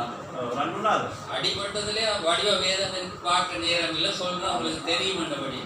බලන්න ඒක රණ්ඩු වෙලා තියෙනවා බලන්න වෙලාවක් නැහැ. නමුත් මම කියන්නේ அங்க பாத்தீங்கன்னா வடிவு பைபிள் நான் கற்பனையா சொல்லல பைபிள் சொல்லுது බයිබලයේ පවසනවා ரெண்டு பேரும் சண்டை பிடிக்கிறாங்க. දෙන්නෙක් රණ්ඩු වෙනවා. அங்க இவன் போய் பார்க்கறான். එයා ගිහිල්ලා බලනවා. அவனை திரும்ப யாருன்னு ஆராய்ஞ்சு பார்த்தா එයා කවුද කියලා එයා හොයලා බලුවා. அங்க மோசையோட சண்டை பிடிச்சா வருவான். බලන්න මෝසෙස් එක්ක සම්ඩු වුණානේ කෙනෙක්. அந்த அப்பண்ட புள்ளதான் இங்க சண்டை. එයා මෝසස්ව ගිහිල්ලා අහලා එයාගේ තාතාගේ පුතා තමයි මෙහි ආවිල්ලා රණ්ඩු වෙන්නේ. அம்மா வந்து யூதம். එයාගේ මව ආවිල්ලා அம்மா வந்து எபிரே. එබ්‍රේ මව කෙනෙක් එයා. அடுத்த வந்து எபிரேயன் அல்ல. එයාගේ එබ්‍රේ නෙවෙයි. அந்த கலப்பு ඒ මික්ස් කලප්පු සීකර. கலப்பு මික්ස් වුණා ඒ කට්ටිය තමයි அந்த கலப்புட புள்ள ඒ විකුණා එයා இந்த තමයි சபைக்குள்ள வந்து එයා තමයි මේ සභාව තුළ ඇවිල්ලා அதே மாதிரி எபிரேயனோட சண்டை. ඒ වගේම එයා අපේ එබ්‍රේස් එක්ක එයා රණ්ඩු වෙන්නේ. அப்பண்ட புத்தி தப்பாம வருமன்றதாய். එයා තාතාගේ ඒ ගුණාංගයේ පුතාට එනවා அந்த කියලා. பிறப்ப பாரு. එයාගේ ඉපදීම බලන්න. என்ன இல்ல வீட்டை போய் வாசி. வேதத்துல இருக்காத சண்டை பிடிக்கிற அந்த ரெண்டு பேரும் திரும்ப வனாந்திரத்துல நடந்து வரக்குள்ளே சண்டை நடக்குது. யாருன்னு ஆராய்ஞ்சு பார்த்தா அந்த புள்ள. බලන්න කවුද මේ රණ්ඩු ඒ ඉතන රණ්ඩුවට කට්ටිය තමයි කාන්දරේ ආවිල්ලා රණ්ඩු වෙනවා. ඒ කවුද කියලා අපි හොයලා நீங்க බලමු. சோர்ந்து එයාගේ පුතා போகக்கூடாதுன்னு நான் பிரசங்கிக்கிறேன். ඔයගොල්ලෝ මේ කම්මැලි වෙන්නලා කියලා මම දේශනා කරන්නේ. இந்த கம்மலி இந்த செய்தியில அடிப்படி சண்டையை பார்த்து சோர்ந்து போகக்கூடாது. මේ පණිවිඩයේ அப்படி තියෙනවා இருக்கும் தெரியல நான் මේ யதார்த்தமா පණිවිඩයේ තියෙනවා ඒ රණ්ඩු සණ්ඩු වීමේ බලලා ඔයගොල්ලෝ කැලණිට ஏன்னா அது தேவன் நேற்று கொண்டு மாறா. දෙවෙනි අද ඊයේ அப்ப මාරු இன்னைக்கு நடக்காம போகணும் மட்டும் நினைக்காது. සිංහල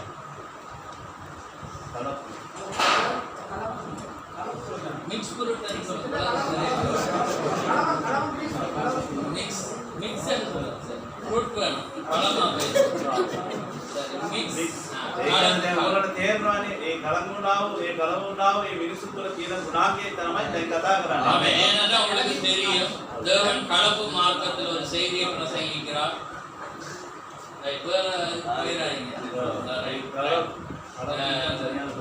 கலப்பு தெரியும் நிறைய சிஸ்டர் தெரியுமா கலப்பு කලවුන් වුණාව ඒ ගැන ඒ මාතෘකාවෙන් අපේ කතෝලිකයා ආවිල්ලා දේශනාව දීලා තියෙනවා. டீச்சர்ஸ்ல இருந்து கலப்பு தேவன் அருள் இருக்கு. ඒක කලවුන් වුණාව ඒ දේවල් වලට දෙවියන් වහන්සේ පිළිකුලක් වගේ සලකනවා. அதனால தான் வேதம் என்ன சொல்லுது மறுபிறப்பு பெற்றவங்களை தான் நாங்க என்ன செய்யணும் கலந்து கொள்ள வேண்டும். බලන්න හරියාකාරට නැවත ඉපදීමේ ඒ මිනිසුත් එක්ක තමයි අපි සහභාගීකම තියෙන්න ඕනේ. ஏனென்றால் நான் இதை பேசின ஒரு ஆழமான உண்டு. මම කතා කරන එක ඉතා යම්බෝල දෙයක්. ஏனென்றைக்கு செய்தியில இருக்கிற மணவாட்டி வந்து இதுல தவறுகிறாள். බලන්න මේ මනමාලිය කට්ටිය මේ පණිවිඩය තුලින් මෙයා ஏன்னா அந்த அன்பண்டு வேதத்துல வந்துட்டுதான். බලන්න දැන් ප්‍රේමය කියන එකක් එනවානේ. அது பொல்லாது. ඒක භයානක දෙයක්. ஏன்னா அந்த அன்பு வந்து எங்களை தவறாக கொண்டு போய் ඒ ප්‍රේමය ඇවිල්ලා අපේ වැරදි මාර්ගයට ගෙනියනවා. அதனாலதான் அன்பு வரும்போது தேவன் அடியில வார்த்தையை வச்ச விசுவாசத்தை வச்சு. බලන්න මේ ප්‍රේමය එන්නේ ඉස්සෙල්ලා යටීම කීට ඇදහිල්ල දැම්මා. அதனாலதான் அன்பு வேற ஐக்கியம் வேற. ඒක තමයි බලන්න මේ ප්‍රේමය වෙනයි ඒ සහභාගීකම වෙනයි.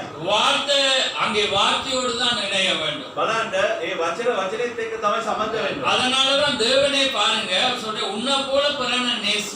ඒක තමයි දෙවියන් වහන්සේ කියන ඔබ වගේම අනිත් අයව ප්‍රේම කරන්න. உண்மையிலே அன்பு கூறுகிறதோடு பிறனையும் அன்பு கூறு. ඔයාලට ප්‍රේම කරනවා වගේම අනිත් අයට ප්‍රේම කරන්න කියලා. ஆனா அந்த தேவண்ட பந்திக்கு ஒருவன் வரணும் என்றால் නමුත් දෙවියන් වහන්සේගේ මේ පංගුකාර ලබන ඒ ස්ථානෙට එනවනම් அந்நியம் வரை ඒ අන්‍ය ජාති කෙනෙක් එන්න බෑ. அவன் வர வேண்டும் என்றால் එයා එන්න ඕන නම් விருத்த சேசனம் பண்ண. එයා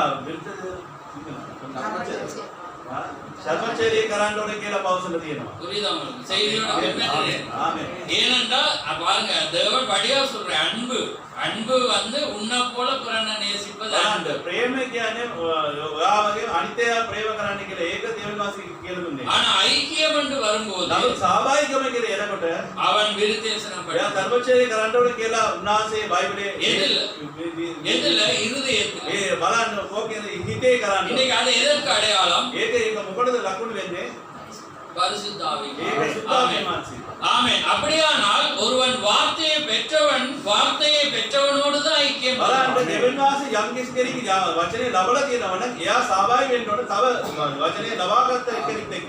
அன்பு யாவரோடும் இருக்க මේ வேண்டும். හැමකෙනෙකුට එක්ක තියෙනවා. சமாதானம் யாவரோடும் ඒ இருக்க வேண்டும். සමාදානයේ හැමකෙනෙකුට එක්ක සමාදන්න පුළුවන්. ஆனா ஐக்கியம் வந்து வார்த்தையோடு නම மாத்திரம். බලන්න මේ සහභාගීකම දෙවියන් වහන්සේ වචනේත් එක්ක තමයි කියන්නේ. அது தேவனோடு மாத்திரம். ඒක දෙවියන් වහන්සේත් එක්ක සමයයි. புரியுதா? ஆமென். இதுல நீங்க தவறிறாங்க. මේකෙන්ද ඕගොල්ලෝ මේ වැරදි වෙන්න நீங்க වෙන්නේ. எவ்வளவு நல்ல மனிதர் என்பதை தேவன் பார்க்கிறது. ඕගොල්ලෝ කොච්චර යාපත මිනිස්සු කියලා දෙවියන් වහන්සේ බලන්නේ. ஏண்டா பாவியை ரட்சிக்க தான் அவர் බලන්න வந்தார். මේ පෞකාරේ ගලවන්න තමයි යේසුස් වහන්සේ මේ ලෝකෙට බැන්නේ. தேவனுக்கு தன்னை ஒப்பு கொடுக்கிறவனுக்கு தான் அவர் வருவார். දෙවියන් වහන්සේට බාර දෙන ධනතර තමයි දෙවියන් වහන්සේ ළඟට එන්නේ. நீங்க வார்த்தைக்காக நின்றது உங்களுக்கு දෙවියන් වහන්සේ වචන පිළිද ඔයගොල්ලෝ ඉන්නවනම් දෙවියන් වහන්සේ ඔබ සමග ඉන්නවා. அவர் எதையுமே பார்க்கிறது இல்லை. දෙවියන් වහන්සේ කිසි දෙයක් බලන්නේ නැහැ. அவர் வார்த்தைக்காக ஒரு மனிதன் நின்று அதை தான் அவர் ඒක கனவு. යම් කිසි කෙනෙක් දෙවියන් වහන්සේ වචන නිසා ඉන්නවනම් එයාත් එක්ක තමයි ඒක තමයි දෙවියන් වහන්සේ බලන්නේ. ஆமென். புரியுதா உங்களுக்கு? அதுதான் அந்த காரியமாய். ඔයාලට වැටෙනවානේ ඒක තමයි ඒ කාරණා දේවල්. பாருங்க அதனால தான் வேதத்துல எல்லாமே பெற்று அங்கே வந்தார்கள். ඒ නිසා තමයි බයිබලේ බලනකොට සියලු දේවල් ලබාගෙන මේ මිනිස්සු ගමන් කරගෙන ஆனா යනවා. பரிசுத்தாவியை பெறுகிற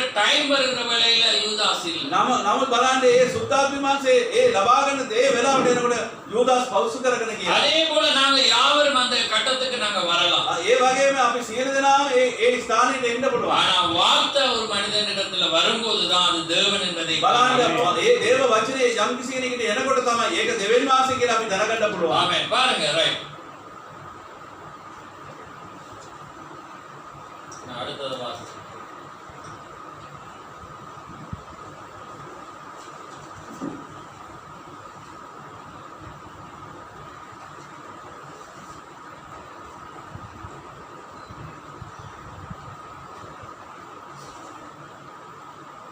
ரைட். பாருங்க தற்போது சபைகள் බලන්න දැන් සභා තුලින් தேவனுடைய சத்தத்தை மக்களுக்கு அறிவிப்பதில்லை. දෙවියන් වහන්සේ ඒ සත්‍යය ඒ ජනතාවට කියලා දෙන්නේ නැහැ. தங்களுடைய சொந்த போதகத்தை மக்களுக்கு போதிப்பதில்லை. තමන්ගේ උපදේශය තමයි අන්තයට කියලා දෙන්නේ. பாருங்க இதன் விளைவாக ඒ නිසා தேவன் அவைகளை விட்டு போய்விட்டார். මේ දේවල් වැරදි කියන නිසා දෙවියන් වහන්සේ එතන අතරලා ගිහිල්ලා තියෙනවා. பாருங்க இப்பொழுது දැන් அவர் தூதனுக்குள்ளும் ඒ දූතියා තුළ மணவாட்டிக்குள்ளும் ඒ මනමාලයේ තුළ தம்முடைய சத்தத்தை வைத்து ඒ දූතියා තුළ මනමාලයේ තුළ උන්වහන්සේගේ සත්‍යය තවලා புரியுதா உங்களுக்கு? ඒ பாருங்க இப்ப தேவன் ஏனென்ற ஸ்தாபனங்கள் வந்து தேவனுடைய சத்தத்தை கொடுக்கல, தங்களுடைய சத்தத்தை ඒ கொடுக்கிறார். විකාය සභාව වෙලා ඒ දෙවියන් වහන්සේගේ සත්‍යය නෙවෙයි තමාංග සත්‍යය තමයි මේ නිකුත් කරගන්නේ. ஆனால் தேவன் இப்பொழுது தேவனுடைய சத்தத்தை யாருக்குள்ள வைக்கிறார்? බලන්න දෙවියන් වහන්සේ තමාංගේ සත්‍යය කාගේ තුලින් තබලා තියෙනවා. யாருக்குள்ள வைக்கிறார்? කාගේ තුලින් තබන්නේ? தூதனுக்குள்ளும் ඒ மணவாட்டிக்குள்ளும். රූපිය තුල ඒ මනමාලි සභාව තුල. அப்ப பாருங்க அவர் சொல்றேன், இப்பொழுது அவர் தூதனுக்குள்ளும் மணவாட்டிக்குள்ளும் தம்முடைய சத்தத்தை வைத்து බලන්න ඒ රූපිය තුල මනමාලි සභාව තුල උන්වහන්සේ සත්‍යය சபைகளை கலங்க செய்வார். ඒ සභාව සිරේම කැළඹිට කරනවා. ஆம், தூதனும் மணவாட்டியும் தேவனுடைய சத்தத்தை உடையவராயிருப்பார். ඔව් බලන්න රූපේ මනමාලි දෙවියන් වහන්සේගේ සත්‍යයත් දෙක තමයි ඒගොල්ලන් ඉන්නේ. ஆவியும் மணவாட்டியும் வா என்கிறார்கள். ඒ ආත්මාංශේ මනමාලි එන්න කියලා කියනවා. கேட்கிறவனும் வா ඒ என்பானாக. අසනාය එන්න කියලා කියනවා. தாகமுள்ளவன் ඒ வரக்கடவன். විපාසය කෙනෙක් එන්න කියලා பாருங்க, කියනවා. ஆவியும் மணவாட்டி. බලන්න ආත්මවාසී මනමාලිය. ஆவி யாரு? ඒ ආත්මේ කවුද? தேவனாயிருக்கிறார். ඒක දෙවියන් වහන්සේ. ஆனா மணவாட்டி யாரு? ඒ මනමාලිය කවුද? ஆமென். அதுதான் தேவனுடைய மணவாட்டி, நீங்களும் நானாயும் බලන්න இருக்கிறார். දෙවියන් වහන්සේගේ මනමාලිය ඔබයි මමයි. அது இலங்கையில் மாத்திரமல்ல, මේ ලංකාවේ විතරයි அது නෙවෙයි. முழு මුළු உலகத்திலும் அது ලෝකේම இருக்கிறது. බෞද්ධල තියෙනවා. இன்னைக்கு சத்தமானது என்ன குறைக்கிறது என்றால், බලන්න මේ සත්‍ය මොකද්ද කියලා දෙන්නේ නේ? வா என்று. ඒ එන්න කියලා. அதான் come and see.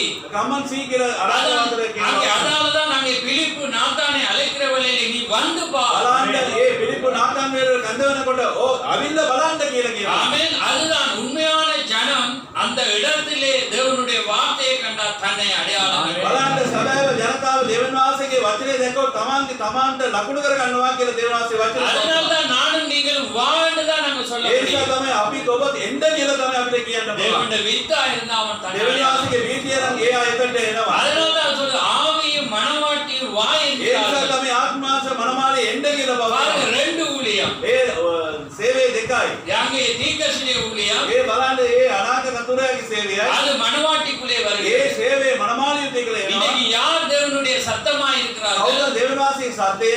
மணவாட்டி. ඒ මනමාලියයි. நான் சொல்லல, நான் இப்ப உங்களுக்கு வாசிச்சு காட்டுறேன். මම නෙවෙයි කිව්වේ මං කියලා පෙන්වුවේ ඔයගොල්ලන්ට. ஏன்னா நீங்க இங்க எல்லாரும் இருக்கிறீங்க. ඒ සියලු දෙනාම ඔයගොල්ලන් ඉන්නවා. ஆனா நான் இங்க அடிக்கடி நான் இதை போதிக்கிறது. ඒ නිසා මං නිතරම මේක දේශනා කරනවා. எனக்கு மட்டுமில்ல, உங்க ஒவ்வொருவருக்கும் தேவனுடைய சத்தம் நீங்க சொல்லுங்க என்று நான் போதிக்கிறேன். බලන්න මට විතරනේ දෙවියන් වහන්සේගේ සත්‍යය කියලා මම ඔයගොල්ලන්ට කියලා දෙන්නේ සියලු දෙනාම ඔයගොල්ලන් පවසන්න කියලා. ஆமென். எனக்கு மாத்திரம் இங்க இருந்து அவர் அதை அனுமதித்திருக்கிறார்.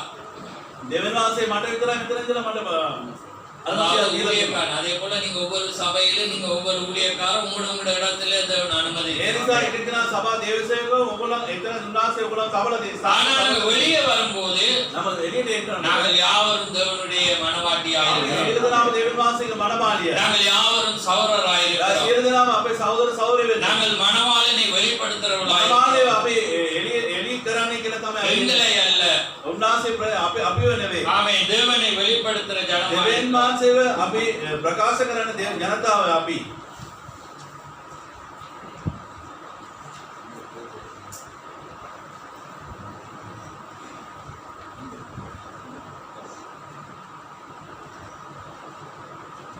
பாருங்க, அதான் இனி ஒருபோதும் இவ்வுலகம் பெந்தகோஸ்து காலத்தில் நிகழ்ந்தது போன்று தேவனுடைய சத்தத்தை கேட்கும். බලන්න ආයි පෙන්තකොස්සේ කාලේ sorry பாருங்க, இனி ஒரு முறை එක වාරයයි பாருங்க, இனி இன்னொரு ஏன்னா தேவன வார்த்தை சொல்லுது, தேவன் மகிமைப்படுத்துவே இன்னும் மகிமைப்படுத்துவே. බලන්න දෙවියන් වහන්සේ වචනේ පවසලා තියෙනවා මම ඔයගොල්ලෝ මහිමපත් කරනවා නවත වාරයක් මම நம்மளோட මහිමපත් மகிமையை குறித்து பேசிக் கொண்டிருக்கிறேன். මම ඔබගේ මහිමය කියලා දෙනවා. ஏன் தெரியுமா? අයි நீங்க தேவனை மகிமைப்படுத்தினா தேவன் உங்களை மகிமைப்படுத்தும். ඔයගොල්ලෝ දෙවියන් වහන්සේ මහිමපත් කරනවා නම් දෙවියන් වහන්සේ ඔයගොල්ලෝ මහිමපත් කරනවා. நாங்க எங்களை மகிமைப்படுத்தினா தேவன் எங்களை மகிமைப்படுத்தும். අපිව මහිමපත් කරන්න ඕනේ නැහැ. ஆனா தேவனை நீங்க ஓட்ட மகிமைப்படுத்தி கொண்டிருந்து பாருங்க, දෙවියන් වහන්සේ ඔබ මහිමපත් කරාට தேவன் உங்களை දෙවියන් மகிமைப்படுத்தும். වහන්සේ ඔබ ஆமென். அதனாலதான் அதுதான் மனவாட்டி. அதான் நீங்க சொல்ற. ඒක තමයි මනමාලිය. அப்ப பாருங்க, தேவன் தீர்க்கதரிசி அவர் மகத்தான உயர்ந்த ஸ்தானம். ඒ අනාථ කතුරයාට ඒ උතුම් ස්ථානයක්. ஆனா அவரை விட மிக உயர்ந்த மகிமையை தேவன் மனவாட்டிக்கு வைத்திருக்கிறார். යාට වඩා ඉතාමත් ඒ මහිමාන්ත ජීවිතයේ මනමාලයේ තුල උන්වහන්සේ තවලා இந்த තියෙනවා. டைம் இல்லையா? මේ වෙලාවද ஏன்னா அவரும் அதவனுடைய ஒரு பாக மனவாட்டி. ඒ යාත් ඒක දේවදාසගේ ඒක පන්දු ඒක කොටස එයා කතෝරය. அவரை போல ஒரு மகத்தான தீர்க்கதரிசி இன்னுமே வரவில்லை, வரவும் முடியாது. ඒ වගේ එයා උතුම අනාගත කතෝරය එන්න බෑ. ඒ ආයිත් එන්න බෑ. ஏன்னா එයා மகத்தான 3 காரியத்துல மூன்றாவது அவருக்கு கொடுக்கப்பட்டது. ඒ ලොකුම ඉතාමත් විශේෂ දේ කරුණු තුනක් තියෙනවා. ඒ තුන්වෙනි කරුණ එයාට දීලා அந்த තියෙනවා. காலத்துல மோசே தேவனாய் இருந்தான். ඒ කාලේ මෝසේ දෙවිවරු වගේ හිටියා. மகத்தான தேவன் யெகோவா தேவன். அங்கே தேவன் தனக்கென சரீரம் எடுக்காமல் தன்னுடைய சரீரமாக தன்னை உருவாக்கி அங்கே வந்தார். බලන්න දෙවියන් වහන්සේ යெகோவா දෙවියන් වහන්සේ ඒ එක ශරීරයක් ඕනේ කියලා ඒ ශරීරේ එයා බී කරලා ඒ ශරීරය ඇතුලේ උන්වහන්සේ පැවුණා. மரியாளுக்குள்ளாக தான் ஒரு சரீரத்தை சிருஷ்டித்து அங்கே தேவன் அங்கே வெளிப்பட்டார். බලන්න මරියා තුල එයා එක ශරීරය බී කරලා ඒ මරියා තුල ඉඳලා උන්වහන්සේ ලෝකෙට ප්‍රකාශ ஆக කළා. 3 முதலாவது மோசே, அடுத்தது இயேசு கிறிஸ்து, மூன்றாவது அதே இயேசு கிறிஸ்து பிரணாம் மூலம் பரிசுத்தாவின் ඒ ஊழியத்தை வெளிப்படுத்தினார். මෝසස් තුල ආවා දෙවනියට මරියා තුල දෙවියන් වහන්සේ ලෝකෙට ප්‍රකාශ වුණා. දැන් තුන්වෙනි කොටස තමයි අපේ විලියම් අනිය බ්‍රණාම් සහෝදරයා තුල උන්වහන්සේ එයා අවිල්ල එතන ඉඳලා ලෝකෙට ප්‍රකාශ වුණා. பாருங்க, தேவனே அவருக்குள்ளாக இருந்து அந்த ஊழியத்தை முடித்தார். බලන්න දෙවියන් වහන්සේම එයා තුල ඉඳලා මේ සේවය නිම කරා කියලා. ஆமே, அவர் தேவன் அல்ல, එයා දෙවියන් වහන්සේ නෙවෙයි. தேவன் அவருக்குள்ளாக இருந்து தன்னை வெளிப்படுத்தினார். දෙවියන් වහන්සේ එයා තුලින් ඉඳලා උන්වහන්සේ ලෝකෙට ප්‍රකාශ වුණා. அதுதான் பரிசுத்தாவி. ඒක තමයි සුද්ධාත්මයන්. பிதா, குமாரன் இயேசு கிறிஸ்து. බලන්න පිතා කුමාරය කියන්නේ ඒක තමයි පියාණන් වහන්සේ කුමාරය. ஆனால் பரிசுத்தாவி வரும்போது அது பிரணாம் மூலம் தான் බලන්න பரிசுத்தாவி. සුද්ධාත්මයන් එනකොට ඒ සහෝදරේ ප්‍රණාම තුලින් තමයි ඉන්න ඕනේ. ஆமே, பாருங்க, பரிபூரணம் பிரணாம் மூலம் தான் வெளிப்பட்டது. බලන්න සම්පූර්ණකම ඒ ප්‍රණාම තුලින් තමයි ඉන්නේ එළියට. ஆமே, அதனால தான் சொன்னேன், இனி அது முடிவு 7வது இருக்கிறது. அதுதான் அவர் ஒரு மகத்தான ஒரு தீர்க்கதரிசி. බලන්න එයා තමයි හත්වේ එයා තමයි ලොකු තාමත් හොඳ වැඩි වැදගත් අනාගත කතෝලික කියලා පවසනවා. ஆமென். இயேசு கிறிஸ்து தன்னுடைய மனவாட்டியை தெரிந்து கொள்ள தேவன் ஒரு தீர்க்கதரிசி බලන්න அனுப்பினார். දෙවියන් වහන්සේ එක මනමාලියේ තෝරගන්න එක කතෝලියාව ලෝකෙට එවුවා. பாருங்க, தேவனுடைய சத்தத்தை பாருங்க, இன்னும் ஒரு முறை இவ்வுலகம் பெந்தகோஸ்தே காலத்தில் நிகழ்ந்தது போல தேவனுடைய சத்தத்தை கேட்கும். නවත වාරයක් මේ පෙන්තකොස්තේ කාලේ ඒ සත්‍යය ලෝකෙට දෙවියන් වහන්සේ සත්‍යය ලෝකෙට එනවා වගේ නවත වාරයක් ඒ සත්‍යය ஆமென். கேட்குமா கேட்காதா? ඒ අහනවා. அதே ஊழியம், பெந்தகோஸ்தே ஊழியம் மீண்டும் நடைபெறும். ඒ දේව සේවය පෙන්තකොස්තේ දේව සේවය මේ ලෝකෙට නවත වාරයක් පවත්වනවා. எப்படி?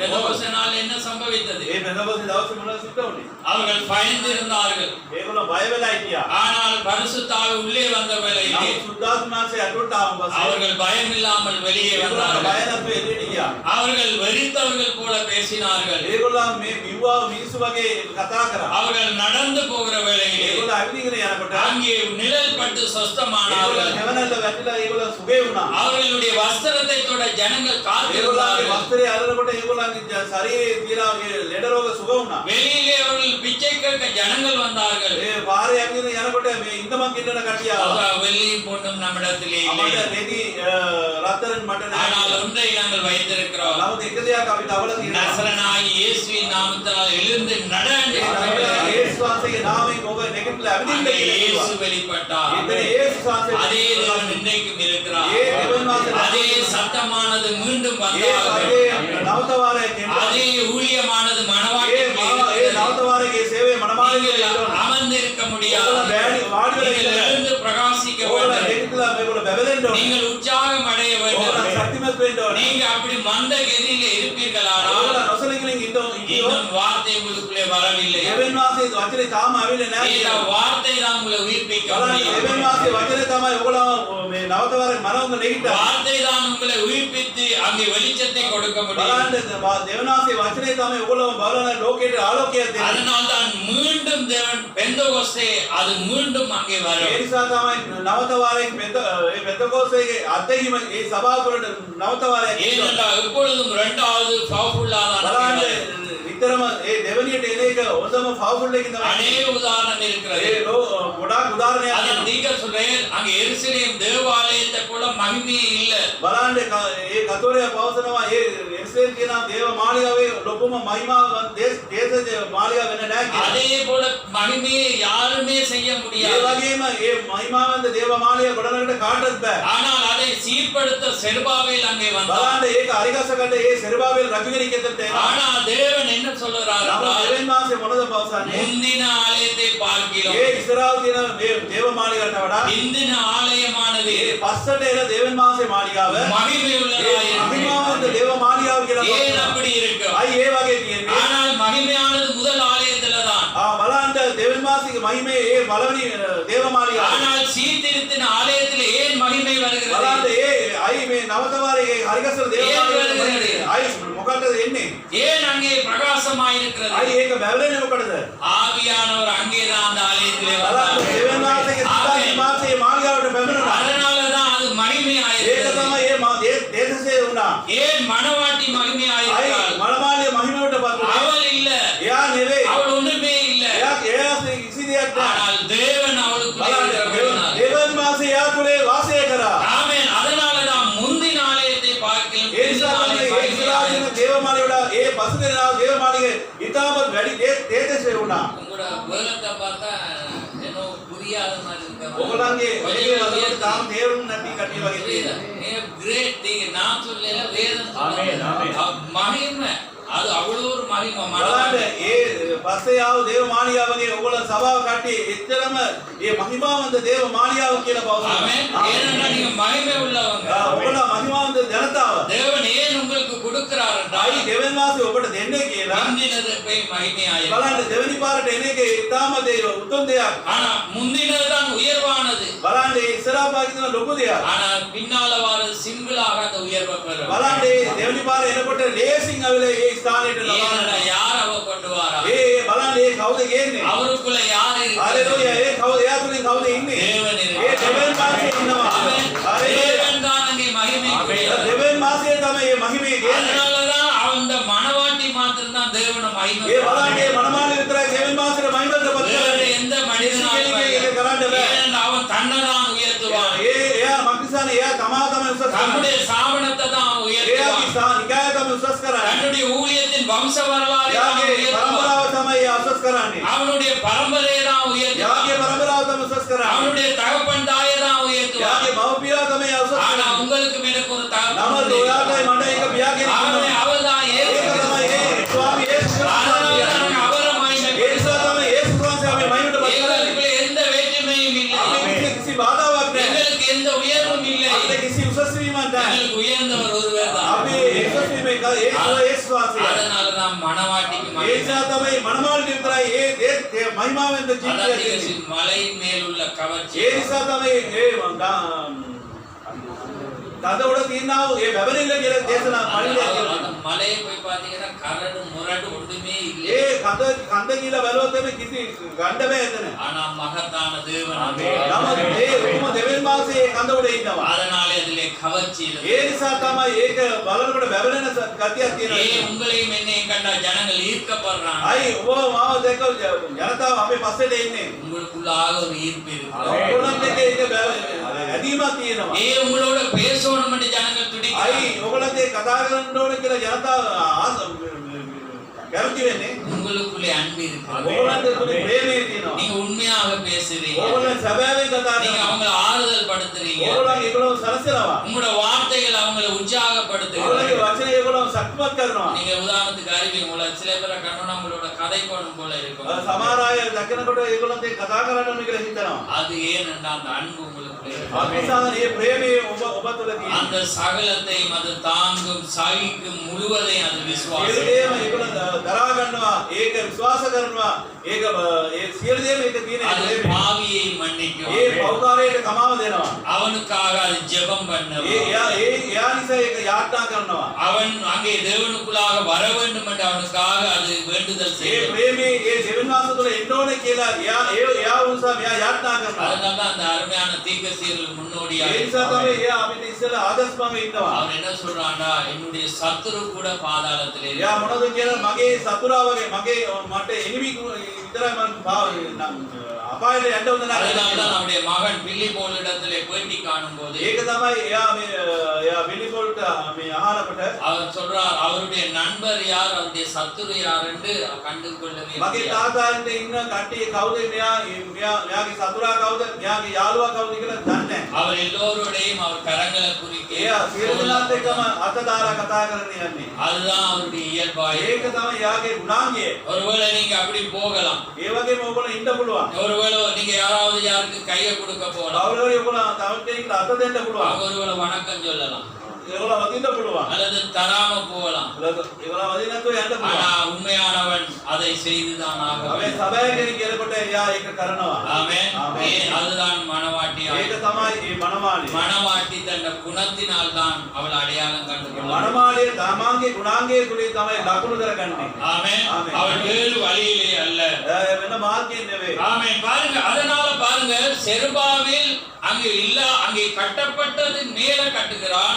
බලන්න මේ සෙරුබාබේල ආවිල්ලා ඒ ගොඩනැගිල්ල තුලින් ඒ උඩින් තව ගොඩනැගිල්ල ஆனால் அந்த ஆவியானவர் வானத்தை பூமி உண்டாக்கின தேவன் ஆலயத்திலே வருகிற வேளையிலே නමුත් ඒ පොළව තාසත් මැවුවා ඒ සුද්ධාත්මාංශ මේ මාලිගාවට එනකොට அது மகிமையாய் இருந்தது. ඒක මහිමාවෙන්ද දේශේ ஆமென். වුණා. பாருங்க, இது முதல் காலத்தில் நிகழ்ந்தது போல இச்சபையின் காலத்திலும் வார்த்தையின் உறுதியாய் நிற்கும் மணவாட்டி புறக்கணிக்கப்படுவார். බලන්න ඉස්සරහා වගේ තිබුණ වගේ මේ කාලේ දෙවියන් වහන්සේ වචන තුලින් හරියට ඉන්න මේ මනමාලිය තමයි ද්වේෂ කරන ලවනවා කියලා පවසනවා. ஆமென். அப்படியானால் நீங்கள் ஒரு மணவாட்டியாய் இருந்தால் එහෙමනම් ඔයගොල්ලෝ මනමාලිය නෝ நீங்க புறக்கணிக்கப்பட்டு தான் ஆக வேண்டும். ඔයගොල්ලෝ ද්වේෂ කරනවා. உங்களை தள்ளி விடுவாங்க. ඔයගොල්ලෝ තල්ලු කරනවා. ஆனா தேவன் உங்களோடு නමුත් இருக்கிறார். දෙවියන් වහන්සේ ඔබ அது සමාන. தேவ வார்த்தையோடு நீங்க தரித்திருங்க. ඔයගොල්ලෝ දෙවියන් වහන්සේගේ වචන நீங்க யுத்தம் செய்ய பயப்படாதீங்க. ඔයගොල්ලෝ යුද්ධය කරන්න බය වෙන්න நீங்க එපා. செய்தியோடு சமரசம் போக வேண்டாம். ඔයගොල්ලෝ දේව වචනෙත් එක්ක ඔයගොල්ලෝ මේ වෙන්න යන්න நீங்க එපා. வார்த்தை இல்லாத இடத்திலே நீங்க ஐக்கியம் என்ற போர்வையில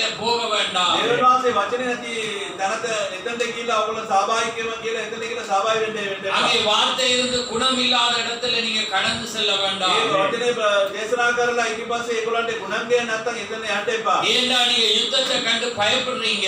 ආයි මක්නිසා ඔයගොල්ලෝ යුද්ධය දැකලා ඔයගොල්ලෝ බය වෙනවා. அப்படி என்றால் ஆரம்பத்திலே இருக்கிறீர்கள். අන්න එහෙමනම් ඔයගොල්ලෝ ඉස්සරහා පළවෙනි වගේම ඉන්නවා. அதான் தேவன் என்ன சொல்றார்? யுத்தத்தை கண்டு மனமடிந்து திரும்ப ஓடிடுவாங்கன்னு தேவன் என்ன சொல்ற? 40 வருஷம் அனுப்புறார். බලන්න ඒගොල්ලෝ යුද්ධය දැකලා ආයි පසුකොල්ල යයි කියලා නම් එයා යවනවා අවුරුදු 40ක් විතර. நீங்க 40 வருஷமா ஓடி வந்துட்டும் எல்லாரோடையும் சமாதானமா இருக்கும். බලන්න මේ අවුරුදු 40ක් මේ ලෝකන අවිල්ලා සියලු දෙනාත් එක්ක සමාදානයෙන් ඉන්නු කියලා. நீங்க மனவாட்டியா இருந்த தேவனோட மாத்திரம் தான் நீங்க உறுதியா මනමාලිය නම් දෙවියන් වහන්සේගේ විතරයි ඔයගොල්ලෝ ඉන්නේ. நீங்க மற்ற உறவுல நீங்க சமாதானமா இருங்க, அன்பா இருங்க. අනිත් කටියත් එක්ක මේ සමයෙන් ඉන්න ඒගොල්ලෝ ප්‍රේමයෙන් ඉන්න. அவங்க உங்களை அழைச்சா நீங்க கடந்து போங்க. ඒගොල්ලෝ කැඳවුවොත් ඔයගොල්ලෝ යන්න. ஆனா வார்த்தை என்று வரும்போது நீங்க போயிடலாம். නමුත් දෙවියන් වහන්සේ වචනේ කියලා කියනකොට ඔයගොල්ලෝ යන්න එපා. அது ஒரு வஞ்சகமாய் ඒක இருக்கும். තමයි வஞ்சாව. ஏனென்றால் இந்த காலத்துல நீங்க அருமையான காலையில நாங்க பார்த்தோம், அருமையா அவர் சொன்னார், மணவாட்டி மாத்திரம் தான் அதை அடையாளம் காண்கிறோம். බලන්න එයා උදේම කිව්වා මනමාලිය විතරයි තමයි ඒක ලකුණු. அதை நாங்க அறிந்திருக்கிறோம். ඒක අපි நாங்க ஒவ்வொருவரும் நாங்க அறிந்திருக்கிறோம். මේ සියලු දෙනා අපි දර්ශිනවා. ஆனா எங்கட பேச்சு ஒன்று செயல் ஒன்றாக இருக்க முடியாது. බලන්න අපි කතා කරන ක්‍රියාව වෙනයි இந்த நாங்க மனிதர்களை வார்த்தைக்கு எதிராக இருந்த எந்த நல்ல மனிதனா இருந்தாலும் பகைக்க வேண்டும். බලන්න ඒ කොච්චර යාපත් පිළියෙකුණත් දෙවියන් වහන්සේ වචනේ නිසා එයාත් එක්ක අපි වෙන් වෙලා ඉන්නවා. ஏனென்றால் நாங்கள் தேவனுடைய சத்தமாய் இருக்கிறோம். මක්නිසාදන දෙවියන් වහන්සේ ශබ්ද අපියයි. வார்த்தை இல்லாத இடத்திலே தேவன் வர දෙවියන් முடியாது. වහන්සේ වචනේ ඇති ස්ථානෙට දෙවියන් වහන්සේ එන්නේ. பாருங்க, தேவன் இந்த கடைசி காலத்தை வரை මේ අන්තිම කාලේ நோக்கி வார்த்தை உங்களுக்கு போதிய அளவில் கிடைத்திருக்கிறது. මේ අන්තිම කාලේ දේව වචනේ ඔයගොල්ලන්ට අතිතරමට ලබලා තියෙනවා. எல்லா காலங்களை காட்டிலும் காலத்தில் வேதாகமும் அதிகம் உண்டு. මේ කාලේට වඩා ඉස්සරහ තියෙන කාලේට මේ කාලේ බයිබලේ ගොඩාක් තියෙනවා. என்றாலும் நீங்கள் அதை பாகுபடுத்தி නමුත් ඒගොල්ලෝ ඒක හරියාකාර පිළිවෙලට உங்களுக்கு வேண்டியவளை மாத்திரம் ஏற்றுக்கொண்டு ඕගොල්ලන්ට කැමති දේවල් විතර ඔයගොල්ලෝ ලබාගෙන மற்றவர்களை மற்றவைகளை நிராகரித்து අනිත් ඒවා වලට ද්වේෂ කරලා விட்டீர்கள். ඔයගොල්ලෝ මේ අතරලා වුණා. வார்த்தை கூறுவதன் பிரகாரமாக ஜீவிக்க உங்களுக்கு ஆர்வம் இல்லை. දේවාංශයේ වචනේ කිව්වා වගේම ඔයගොල්ලන්ට ජීවිත වෙන්න ඔයගොල්ලන්ට විපාසයක් ஆனால் அதை குறித்து வாக்குவாதம் செய்ய நீங்கள் விரும்புகிறீர்கள். බලන්න ඒකල සම්ඩු වෙන්න ඔයගොල්ලන්ට කැමති වෙනවා. அந்த வார்த்தையின்படி ஜீவிக்க உங்களுக்கு ஆர்வம் இல்லை. දෙවියන්වහන්සේ වචන උදෙසා ජීවිත වෙන්න ඔයගොල්ලන්ට කැමති නැහැ. ஆனால் வாக்குவாதத்தில் ஆர்வமாய். නමුත් රණ්ඩු වෙන්න ඔයගොල්ලන්ට කැමති වෙනවා. ஆமென். அப்படியானால் பாருங்க வார்த்தை அது தேவன். බලන්න වචනේ දෙවියන්වහන්සේ. பாருங்க அதான் ஆதியில வார்த்தை இருந்தது, அந்த வார்த்தை தேவனாய் இருந்தது, அந்த வார்த்தை மாம்சமாகி බලන්න පටන් දෙවියන්වහන්සේ ඊට පස්සේ ඒ වචනයක් තිබුණා දෙවියන්වහන්සේ උනා ඊට පස්සේ මාංශයක් වුණා ඒක. அவர் என்ன சொல்றார்?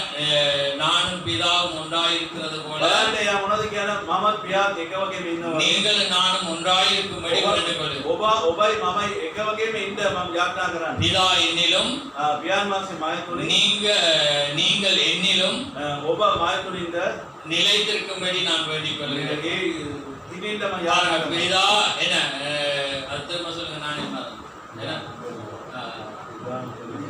பிதா என்னிலும் நான் உங்களிலும். பாருங்க, பிதா என்னிலும் நான் உங்களிலும். சரி,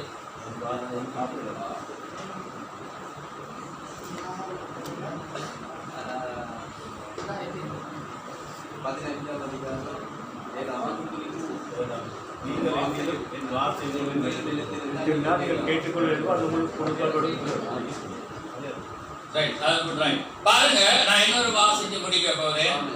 பாருங்க, தேவனுடைய சத்தத்தை உலகத்துக்கு அறிவிப்பதில்லை බලන්න දෙවියන් වහන්සේගේ සත්‍යය ලෝකයට කියන්නේ என்றாலும் නමුත් அவள் அவ்வாறு செய்வதாக கூறிக்கொள்கிறார்.